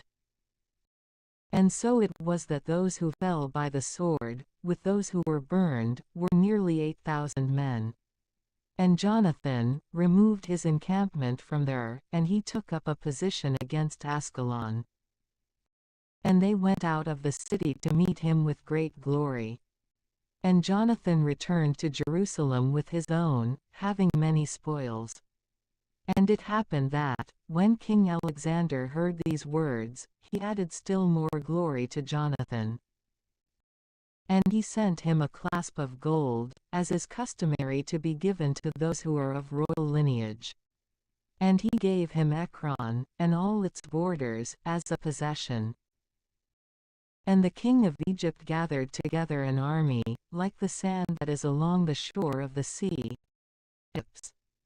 And he sought to obtain the kingdom of Alexander by deceit, and to add it to his own kingdom. And he departed into Syria with words of peace, and they opened the cities to him, and they were meeting with him. For King Alexander had commanded them to go out to meet him, because he was his father-in-law. But when Ptolemy entered a city, he placed garrisons of soldiers in each of the cities. And when he drew near to Azotus, they revealed to him that the temple of Dagon had been burned with fire, and Azotus and its suburbs had been demolished, and bodies had been abandoned, and that, for those who had been cut to pieces in the war, they had made a tomb along the way. And they told the king that Jonathan had done these things, so as to make him hated. But the king remained silent. And Jonathan went to meet Joppa with glory, and they greeted one another, and they stayed there. And Jonathan went with the king as far as the river, which is called Eleutherus. And he returned to Jerusalem. But King Ptolemy obtained the dominion of the coastal cities, as far as Seleucia, and he devised evil plans against Alexander. And he sent ambassadors to Demetrius, saying, "Come, let us compose a pact between us, and I will give you my daughter, whom Alexander had, and you will reign in the kingdom of your father. For I regret that I have given him my daughter. For he has sought to kill me. And he slandered him, because he coveted his kingdom. And he took away his daughter, and he gave her to Demetrius, and he alienated himself from Alexander, and his hostilities were made manifest. And Ptolemy entered Antioch, and he placed 2 diadems on his head, that of Egypt and that of Asia. Now King Alexander was in Cilicia at that time, because the people of those places were rebelling. And when Alexander heard of it, he came against him in warfare. And King Ptolemy led forth his army, and he met him with a strong hand, and he put him to flight. And Alexander fled into Arabia, so as to be protected there. And King Ptolemy was exalted. And Zabdiel the Arab took off the head of Alexander, and he sent it to Ptolemy. And King Ptolemy died on the 3rd day, and those who were in the strongholds were destroyed by those who were in the camp. And Demetrius reigned in the 167th year. In those days, Jonathan gathered together those who were in Judea, in order to fight against the stronghold that was in Jerusalem. And they made many machines of war against it. And so, certain men of iniquity, who hated their own people, went forth to King Demetrius, and they reported to him that Jonathan was besieging the stronghold. And when he heard it, he became angry. And immediately he came to Ptolemy, and he wrote to Jonathan that he should not besiege the stronghold, but that he should meet with him promptly, for a discussion. But when Jonathan heard this, he ordered them to besiege it. And he chose some from the elders of Israel and from the priests, and he put himself in danger. And he took gold, and silver, and vestments, and many other presents, and he went to the king at Ptolemy, and he found favor in his sight. And some of the iniquitous from his nation came forward with objections against him. And the king treated him just as those who were before him had treated him. And he exalted him in the sight of all his friends. And he confirmed him in the high priesthood and in all the other honors that he held before, and he made him the leader of his friends. And Jonathan requested of the king that he would make Judea free from tribute, along with the 3 districts, and Samaria, and its confines. And he promised him 300 talents. And the king consented. And he wrote letters to Jonathan about all these things, continuing in this way: King Demetrius to his brother Jonathan, and to the nation of the Jews, greetings. We are sending you a copy of the letter that we wrote to Lasthenes, our parent, about you, so that you will know. King Demetrius to Lasthenes, his parent, greetings. We have determined to do good to the people of the Jews, who are our friends and who keep to what is just with us, because of their goodwill, which they hold toward us. Therefore, we have assigned to them all the parts of Judea, and the 3 cities, Lydda and Ramatha, which were added to Judea from Samaria, and all their confines, to be set apart for all those sacrificing in Jerusalem, in place of that which the king previously received from them each year, and in place of the fruits of the land and of the fruit trees. And, as for the rest of that which pertains to us from tithes and tributes, from this time forward, we release them 562 from these, as well as from the drying areas of salt and the crowns that were presented to us.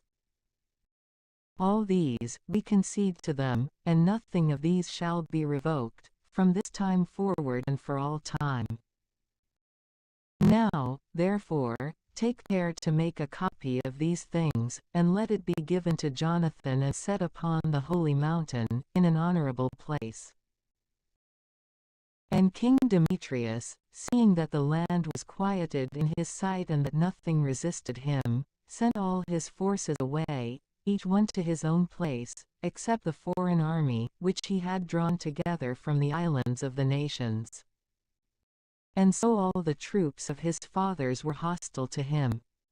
But there was a certain one, Trypho, who was previously on Alexander's side. And he saw that all the army murmured against Demetrius, and so he went to Maccabees the Arab, who raised Antiochus, the son of Alexander. And he persuaded him to deliver him to him, so that he would reign in his father's place. And he reported to him what Demetrius had done, and that his army was hostile to him. And he remained there for many days. And Jonathan sent to King Demetrius, so that he would cast out those who were in the stronghold in Jerusalem and those who were with the garrisons, because they fought against Israel. And Demetrius sent to Jonathan, saying, I will not only do this for you and your people, but I will elevate your glory and your nation. Opportunity shall serve. Now, therefore, you will do well if you send men as auxiliaries to me. For all my army has withdrawn from me. And Jonathan sent 3,000 strong men to him at Antioch. And they came to the king, and the king was delighted at their arrival. And those who were of the city gathered together, 120,000 men, and they wanted to execute the king. And the king fled into the royal court. And those who were of the city occupied the passageways of the city, and they began to fight. And the king called the Jews to his assistance. And they came together before him at the same time, and then they all dispersed themselves throughout the city. And they killed, in that day, 100,000 men, and they set fire to the city, and they seized many spoils in that day, and they freed the king. And those who were of the city saw that the Jews had taken the city, just as they wanted, and they were weakened in their resolve, and they cried out to the king with supplication, saying, Grant us a pledge, and let the Jews cease from assailing us in the city. And they threw down their arms, and they made peace. And the Jews were glorified in the sight of the king and in the sight of all who were in his realm. And they became renowned in the kingdom, and they returned to Jerusalem, holding many spoils. And so King Demetrius sat on the throne of his kingdom, and the land was quieted in his sight. And he falsified everything whatsoever that he had said. And he alienated himself from Jonathan, and he did not repay him according to the benefits that he had received in tribute from him. And he vexed him greatly. But after this, Trypho returned, and with him was Antiochus, the adolescent boy, and he reigned, and he put a diadem on himself. And there assembled before him all the troops, which Demetrius had dispersed, and they fought against him. And he turned his back and fled. And Trypho took the elephants, and he obtained Antioch. And young Antiochus wrote to Jonathan, saying, I confirm you in the priesthood, and I appoint you over the 4 cities, so as to be among the king's friends. And he sent him vessels of gold for his ministry, and he gave him the authority to drink from gold, and to be clothed in purple, and to have a golden clasp. And he appointed his brother Simon as governor, from the borders of Tyre, all the way to the borders of Egypt. Then Jonathan went out, and he passed through the cities across the river. And all the armies of Syria were gathered together in assistance to him, and he came to Ascalon, and those from the city met him honorably. And he went from there to Gaza, and those who were in Gaza closed themselves in. And so he besieged it, and he burned all that was around the city, and he plundered it. And those of Gaza petitioned Jonathan, and he pledged to them with his right hand, and he accepted their sons as hostages and sent them to Jerusalem. And he traveled through the country, as far as Damascus. And Jonathan heard that the leaders of Demetrius were acting treacherously at Kadesh, which is in Galilee, with a great army, intending to remove him from the affairs of the kingdom. And he went to meet them. But he left his brother Simon behind in the countryside. And Simon took a position against Bethshur, and he assailed it for many days, and he closed them in. And they asked him to accept a pledge, and he granted this to them. And he cast them out of there, and he seized the city, and he placed a garrison in it. And Jonathan and his camp took a position by the water of Gennesaret, and, before first light, they were standing watch in the plains of Hazor. And behold, an army of foreigners met him in the plains. And they set up an ambush against him in the mountains. Met them from the opposite direction. Yet those lying in ambush then rose up from their places and joined them in combat. And all those who were from Jonathan's side fled, and not one of them was left, except Mattathias, the son of Absalom, and Judas, the son of Chalphi, the leader of military training. And so Jonathan tore his garments, and he placed dirt on his head, and he prayed. And Jonathan turned back toward them in battle, and he put them to flight, and they fought. And when those from his side, who had fled, saw this, they returned to him, and with him they all pursued them, even to Kadesh, to their camp, and they even passed beyond there. And there fell from the foreigners on that day 3,000 men. And Jonathan returned to Jerusalem. And Jonathan saw that time was on his side, and he chose men, and he sent them to Rome, to confirm and renew the peace agreement with them. And he sent letters to the Spartans, and to other places, according to the same form. And they went to Rome and entered into the Senate house, and they said, Jonathan, the high priest, and the nation of the Jews, have sent us to renew the peace and alliance, as before. And they gave letters to them, to those in each place, so that they would lead them into the land of Judah with peace. And this is a copy of the letters that Jonathan wrote to the Spartans, Jonathan, the high priest, and the elders of the people, and the priests, and the rest of the people of the Jews, to the Spartans, their brothers, greetings. Now, some time ago, letters were sent to Onias, the 563 high priest from Arius, who reigned then among you, so that you would be our brothers, just as the copy that is written below states. And Onias received the man whom you had sent with honor. And he received the letters, in which was conveyed the alliance and peace treaty.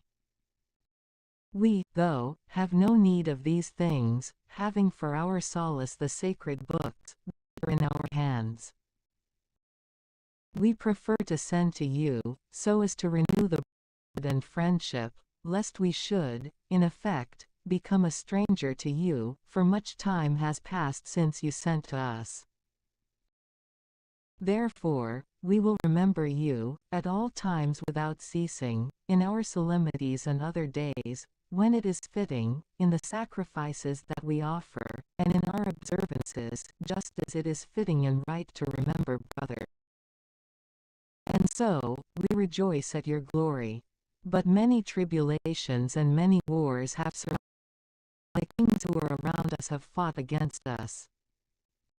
But we are not willing to trouble you, nor the rest of our allies and friends, about these battles. For we have assistance from heaven, and we have been delivered, and our enemies have been humbled. And so, we have chosen Numenius, the son of Antiochus, and Antipater, the son of Jason, and we have sent them to the Romans, to renew the former peace treaty and alliance with them. And so, we have commanded them to also come to you, and to greet you, and to deliver our letters to you, about the renewal of our brotherhood. And now, you would do well to respond to us about these things. And this is a copy of the letters that he sent to Onias, Arius, king of the Spartans, to Onias, the great priest, greetings. It is found in Scripture, about the Spartans and the Jews, that they are brothers, and that they are of the family of Abraham. And since we know these things, you would do well to write to us about your peace. But we also have written back to you that our cattle and our possessions are yours, and yours are ours. And so, we have commanded that these things should be announced to you. And Jonathan heard that the leaders from Demetrius had returned again with a greater army than before, so as to fight again. And so, he departed from Jerusalem, and he met them in the region of Hamath. For he did not give them time to enter into his own region. And he sent spies into their camp, and, returning, they reported that they planned to come upon them in the night. And when the sun had set, Jonathan instructed his men to stand watch, and to be in arms, ready to fight, all night long. He stationed guards around the camp. And the adversaries heard that Jonathan was prepared, with his own, for warfare. And they were struck with fear and dread in their heart. And they kindled fires in their camp. But Jonathan, and those who were with him, did not know about it until morning. For they saw the lights burning. And Jonathan pursued them, but did not overtake them, for they had crossed the river Eleutherus. And Jonathan diverted toward the Arabians, who are called Zabadenes. And he struck them and took their spoils. And he regrouped and came to Damascus, and he passed through all that region. But Simon went forth and came as far as Ascalon, and the nearby fortresses, but he turned aside to Joppa and occupied it, and he stationed a guard there to keep it.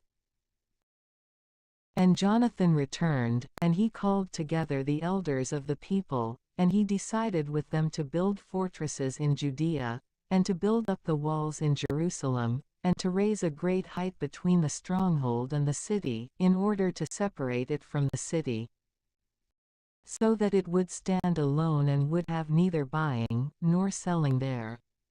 And they came together to build up the city. And the wall that was over the brook, toward the rising of the sun, was fallen. And he repaired that which is called Chaphinatha. And Simon rebuilt Adida in Shephelah, and he fortified it, and he set up gates and bars. And so, when Trypho had decided to reign over Asia, and to assume the diadem, and to extend his hand against King Antiochus, he was afraid, lest Jonathan might not permit him, but might fight against him. So he sought to seize him and to kill him. And he rose up and went to Bethshan. And Jonathan went out to meet him with 40,000 men chosen for battle, and he came to Bethshan. And when Trypho saw that Jonathan came with a great army to extend his hand against him, he was afraid. And so he received him with honor, and he commended him to all his friends, and he gave him gifts. And he instructed his troops to obey him, just as himself. And he said to Jonathan, "Why have you troubled all the people, when there is no war between us? And now, send them back to their houses, but choose for yourself a few men, who may remain with you, and come with me to Ptolemy, and I will deliver it to you, and the rest of the fortresses, and the army, and all who are in charge of governing, and I will turn and go away. For this is the reason that I came." And Jonathan believed him, and he did as he said. And he sent away his army, and they departed into the land of Judah. But he retained with him 3,000 men, of whom he sent 2,000 into Galilee, and 1,000 came with him. But when Jonathan entered into Ptolemy, those of Ptolemy closed the gates of the city, and they captured him. And all those who entered with him, they executed with the sword. And Trypho sent an army and horsemen into Galilee, and in the plain, to destroy all the associates of Jonathan. But, when they had thought that Jonathan had been captured and slain, along with all who were with him, they encouraged one another, and they went out prepared for battle. Then those who had pursued them, seeing that they stood for their lives, were turned back. And so, they all came into the land of Judah with peace. And they bewailed Jonathan, and those who had been with him, exceedingly. And Israel mourned with great lamentation. Then all the nations that were all around them sought to crush them. For they said, "They have no leader or helper. Now therefore, let us fight against them and take away the memory of them from among men." And Simon heard that Trypho had gathered together an immense army to come to the land of Judah and to lay waste to it. Seeing that the people were fearful and trembling, he went up to Jerusalem, and gathered together the people. And exhorting them, he said, "You know what great battles I, and my brothers, and the house of my father, have fought for the laws and for the holy places, and the anguish that we have seen. As a result these things, all my brothers have perished for the sake 564 of Israel, and I have been left alone. And it is not necessary for me to spare my life in any time of tribulation. For I am not better than my brothers. And so, I will vindicate my people and the sanctuary, and likewise our children and wives. For all the Gentiles have gathered together to crush us, solely out of malice." And the spirit of the people was immediately enkindled, when they heard these words. And they responded with a loud voice, saying, "You are our leader in place of Judas and your brother. Fight our battles, and we will do whatever you tell us to do." And so, gathering together all the men of war, he accelerated the completion of all the walls of Jerusalem, and he fortified it all around. And he sent Jonathan, the son of Absalom, and with him a new army, into Joppa, and he cast out those who were in it, and he himself remained there. And Trypho moved from Ptolemy, with a great army, to come into the land of Judah, and Jonathan was with him in custody. But Simon took up a position at Addis, opposite the face of the plains. And when Trypho realized that Simon rose up in the place of his brother, Jonathan, and that he would be joining in battle with him, he sent messengers to him, saying, "We have detained your brother, Jonathan, because of the money that he owed to the king's account, because of the matters for which he was responsible. And now, send 100 talents of silver, and 2 of his sons for hostages, so that when he is dismissed, he may not flee from us. And then we will release him." And Simon knew that he was speaking deceitfully to him. Yet he ordered the money and the boys to be given, lest he should bring upon himself a great hostility from the people of Israel, who might have said, "It is because he did not send the money and the boys that he perished." So he sent the boys and 100 talents. And he was lying and did not dismiss Jonathan. And after this, Trypho came into the country, to crush it. And they circled around by the way that leads to Adora. And Simon and his camp marched into every place, wherever they went. But those who were in the stronghold sent messengers to Trypho, so that he would hurry to come through the desert, and to send them provisions. And Trypho prepared all his horsemen to arrive on that night. But there was a very great snowfall, and he did not come into Gilead. And when he approached toward Bascama, he killed Jonathan and his sons there. And Trypho turned back and went into his own land. And Simon sent and took the bones of Jonathan, his brother, and he buried them in Modin, the city of his fathers. And all Israel bewailed him with great lamentation. And they mourned him for many days. And Simon built, over the sepulchre of his father and of his brothers, a building, lofty to see, of polished stone, front and back. And he set up 7 pyramids, one against another, for his father, and his mother, and his 4 brothers. And around these he placed great columns, and upon the columns, weapons, as a continual memorial, and beside the weapons, carvings of ships, which might be seen by all those who sail the sea. This is the sepulchre that he made in Modin, even to this day. But Trypho, when he was on a journey with the young king, Antiochus, killed him by deceit. And he reigned in his place, and he put on the diadem of Asia, and he caused great scourges upon the land. And Simon built up the strongholds of Judea, fortifying them with high towers, and great walls, and gates and bars. And he placed provisions in the fortresses. And Simon chose men, and he sent to King Demetrius, so that he would grant a remission to the region, for all that Trypho did was to carry out plundering. And King Demetrius responded to this word, and he wrote a letter in this manner: King Demetrius to Simon, the high priest and friend of kings, and to the elders, and to the people of the Jews, greetings. The golden crown and the bauham that you sent, we have received. And we are prepared to make a great peace with you, and to write to the officers of the king to remit to you the things that we have released. For whatever we have established remains in force for you. The strongholds that you have built, let them be yours. Likewise, any oversight or fault, even to this day, we forgive it, along with the crown that you owed. And if anything else was taxed in Jerusalem, now let it not be taxed. And if any of you is fit to be enrolled among our own, let them be enrolled. And let there be peace between us. In the 170th year, the yoke of the Gentiles was taken away from Israel.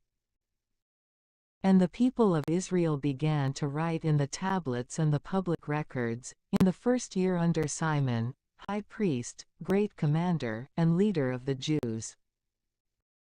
In those days, Simon took up a position at Gaza, and he encamped around it, and he made machines of war, and he applied them to the city, and he struck one tower and captured it. And those who were within the machine broke forth into the city. And a great commotion occurred in the city.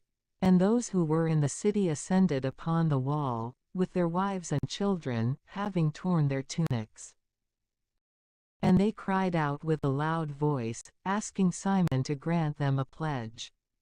And they said, Do not repay us according to our malice, but according to your mercy.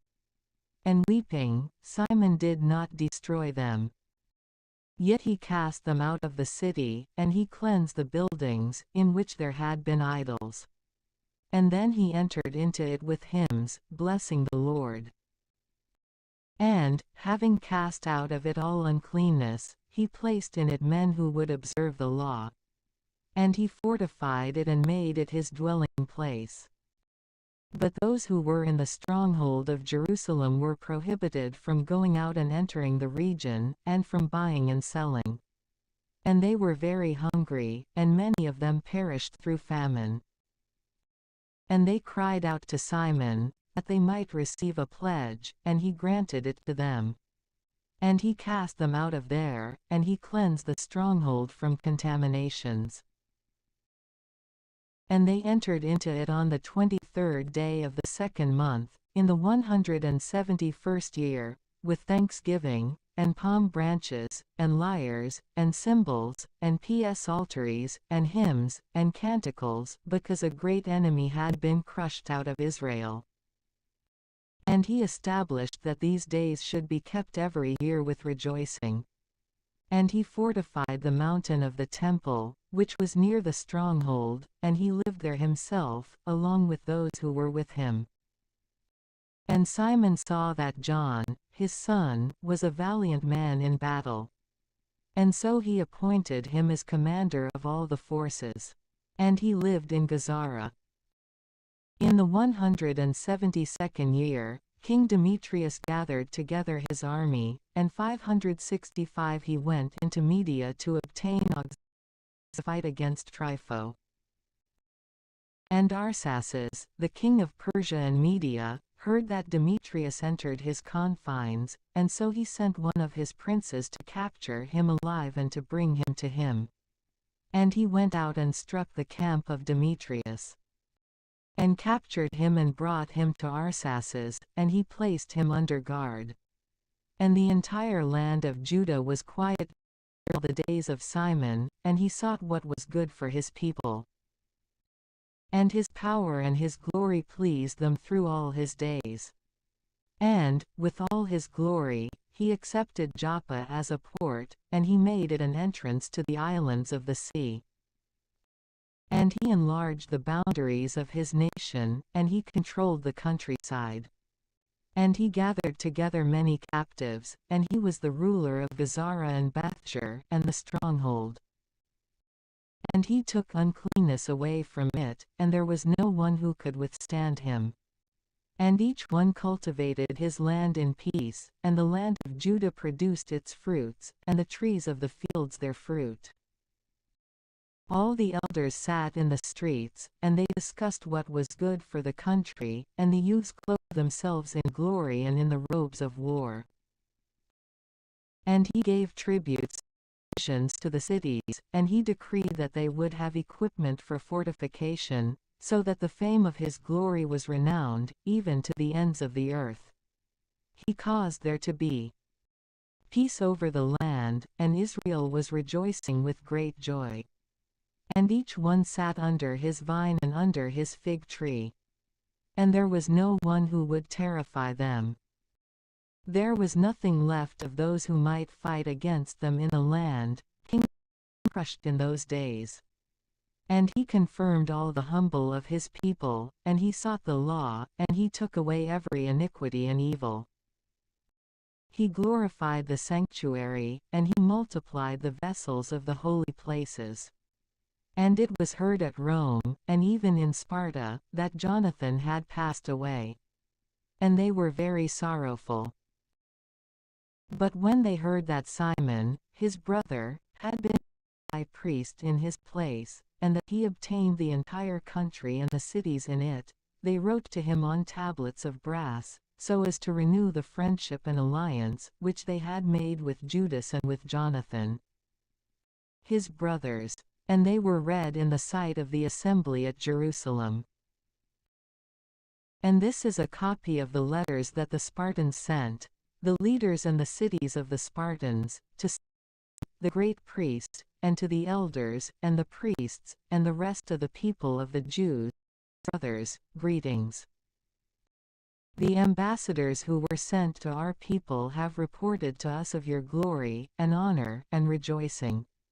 And we were glad at their arrival. And we wrote down what was said by them in the councils of the people, as follows: Numenius, the son of Antiochus, and Antipater, the son of Jason, ambassadors of the Jews, came to us to renew the former friendship with us. And it pleased the people to receive the men gloriously, and to place a copy of their words in a section of the public books, so as to be a memorial for the people of the Spartans. Furthermore, we have written a copy of them to Simon, the great priest. But after this, Simon sent Numenius to Rome, in possession of a great shield of gold, weighing over 1,000 pounds, to confirm the alliance with them. But when the people of Rome had heard these words, they said, "With what deeds of thanksgiving shall we repay Simon and his sons? For he has vindicated his brothers, and he has fought off the enemies of Israel from them." And so, they decreed him free, and they registered it on tablets of brass and placed it in an inscription on Mount Zion. And this is a copy of the writing.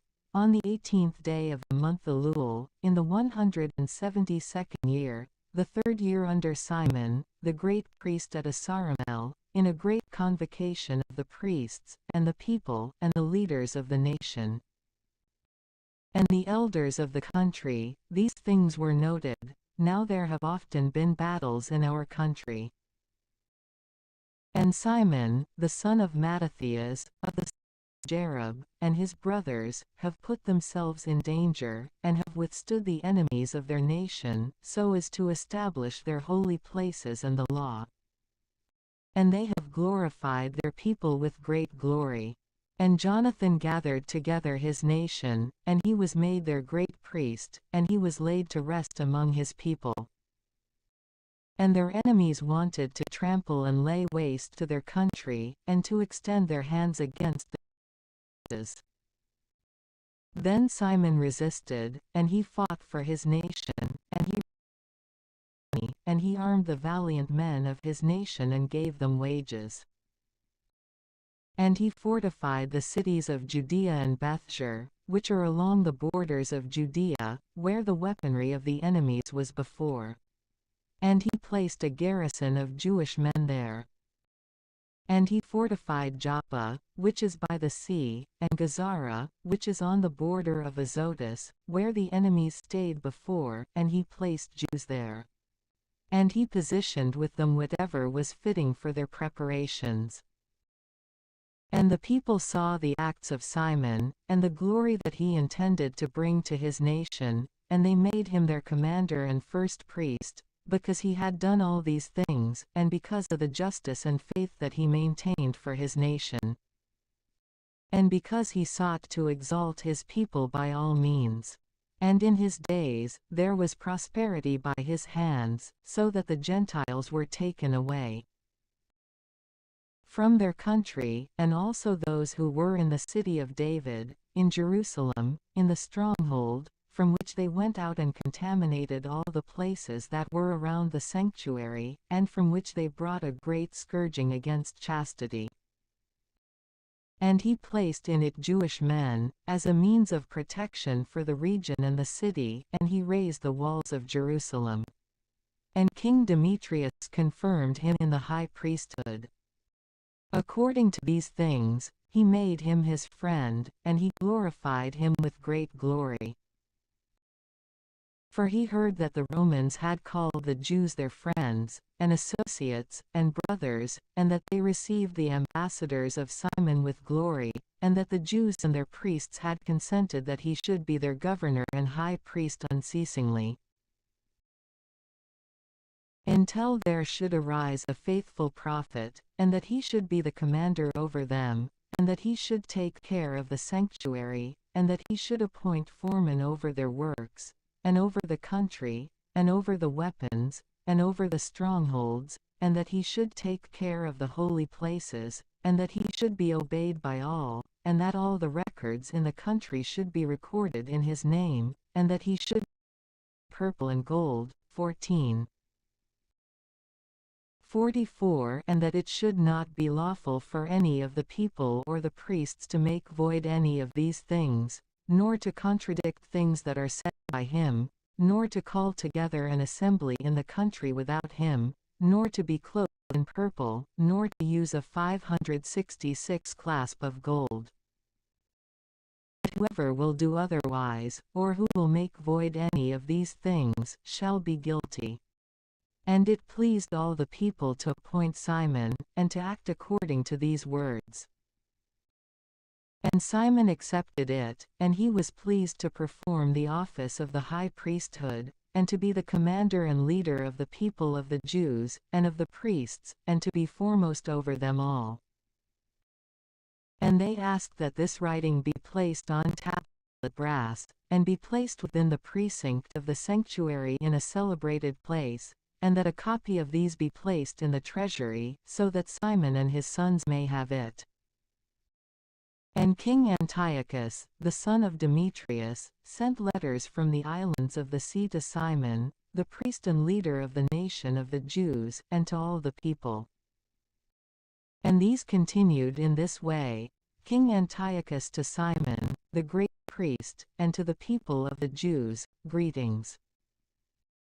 Since certain persons have obtained the kingdom of our fathers, it is my will, then, to vindicate the kingdom and to restore it, just as it was before. And so, I have chosen a great army, and I have built ships of war. Furthermore, I intend to pass through the region, so that I may take revenge on those who have corrupted our country and who have desolated many cities in my kingdom. Now, therefore, I confirm to you all the oblations that all the kings before me have remitted to you, and whatever other gifts they remitted to you. And I permit you to make a striking of your own coins for your country. Moreover, let Jerusalem be holy and free. And all the weapons that have been made, and the fortresses that you have constructed, or that you hold, let them remain with you. And all that is owed to the king, and what should belong to the king in the future, from this time and for all time, is remitted to you.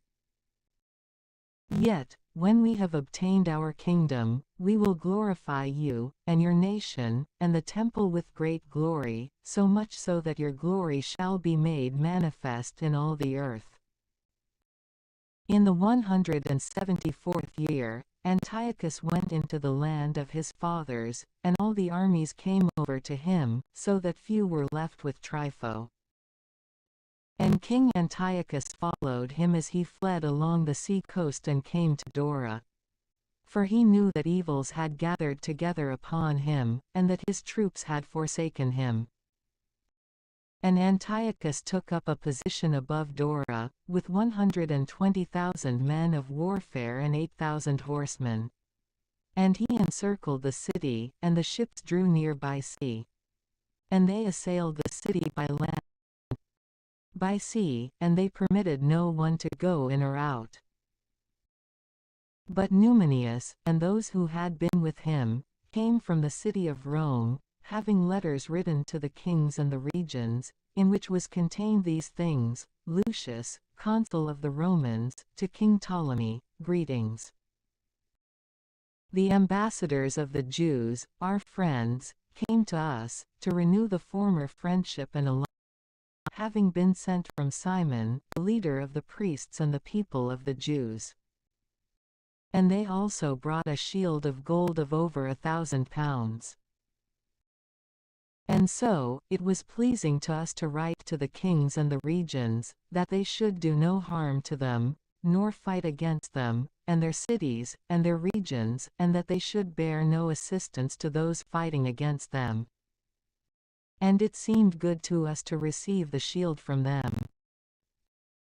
If, therefore, those who are pestilent have taken refuge with you from their region, hand them over to Simon, the leader of the priests, so that he may give a verdict to them according to their law.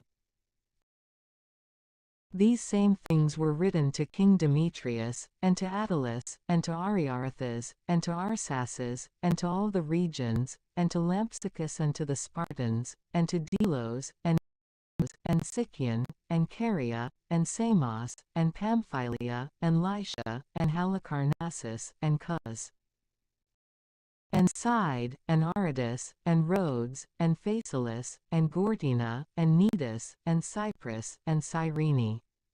Moreover, they wrote a copy of these things to Simon, the leader of the priests and the people of the Jews. But King Antiochus positioned his camp near Dora a second time, moving his hand against it continually, and making machines of war. And he enclosed Trypho, lest he escape. And Simon sent 2,000 chosen men to him as auxiliaries, and silver, and gold, and an abundance of equipment.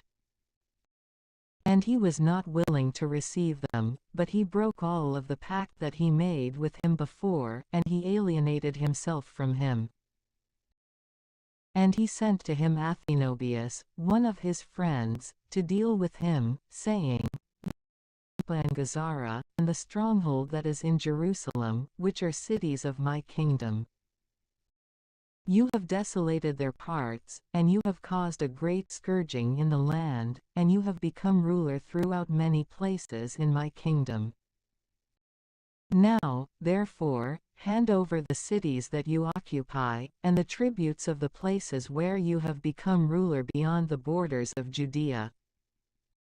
But if not, give me for them 500 talents of silver, and for the destruction that you have caused, and for the tributes of the cities, another 500 talents. But if not, we will come and fight against you. So Athenobius, the friend of the king, came to Jerusalem and saw the glory of Simon, and his splendor in gold and silver, abundance of equipment, and he was astonished. And he repeated the words of the king to him.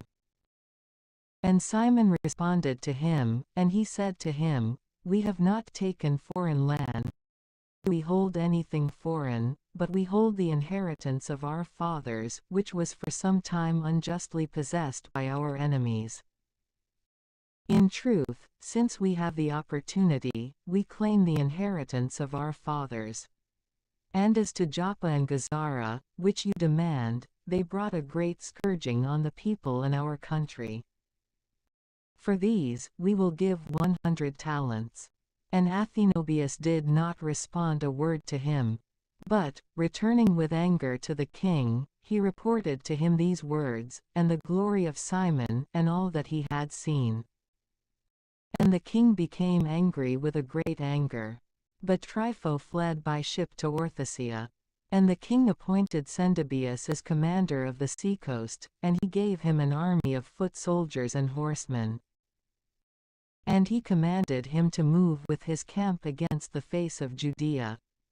And he commanded him to build up Kedron, and to barricade the gates of the city, and to make war against the people.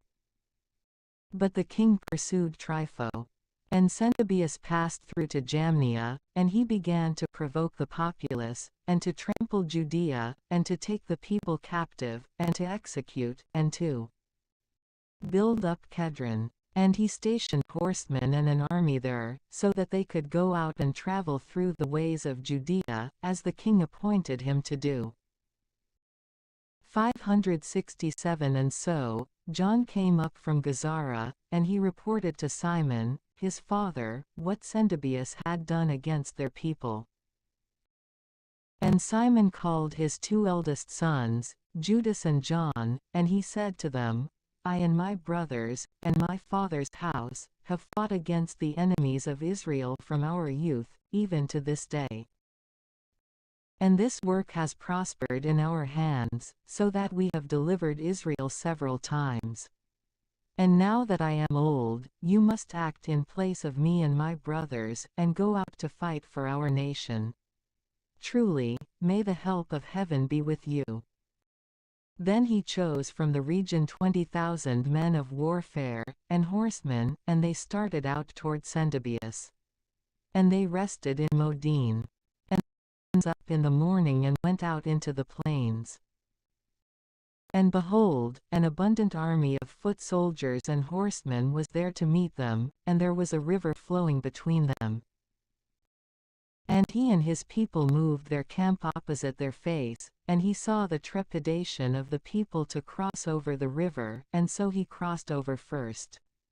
And seeing him, the men also crossed after him. And he divided the people and the horsemen into the midst of the foot soldiers.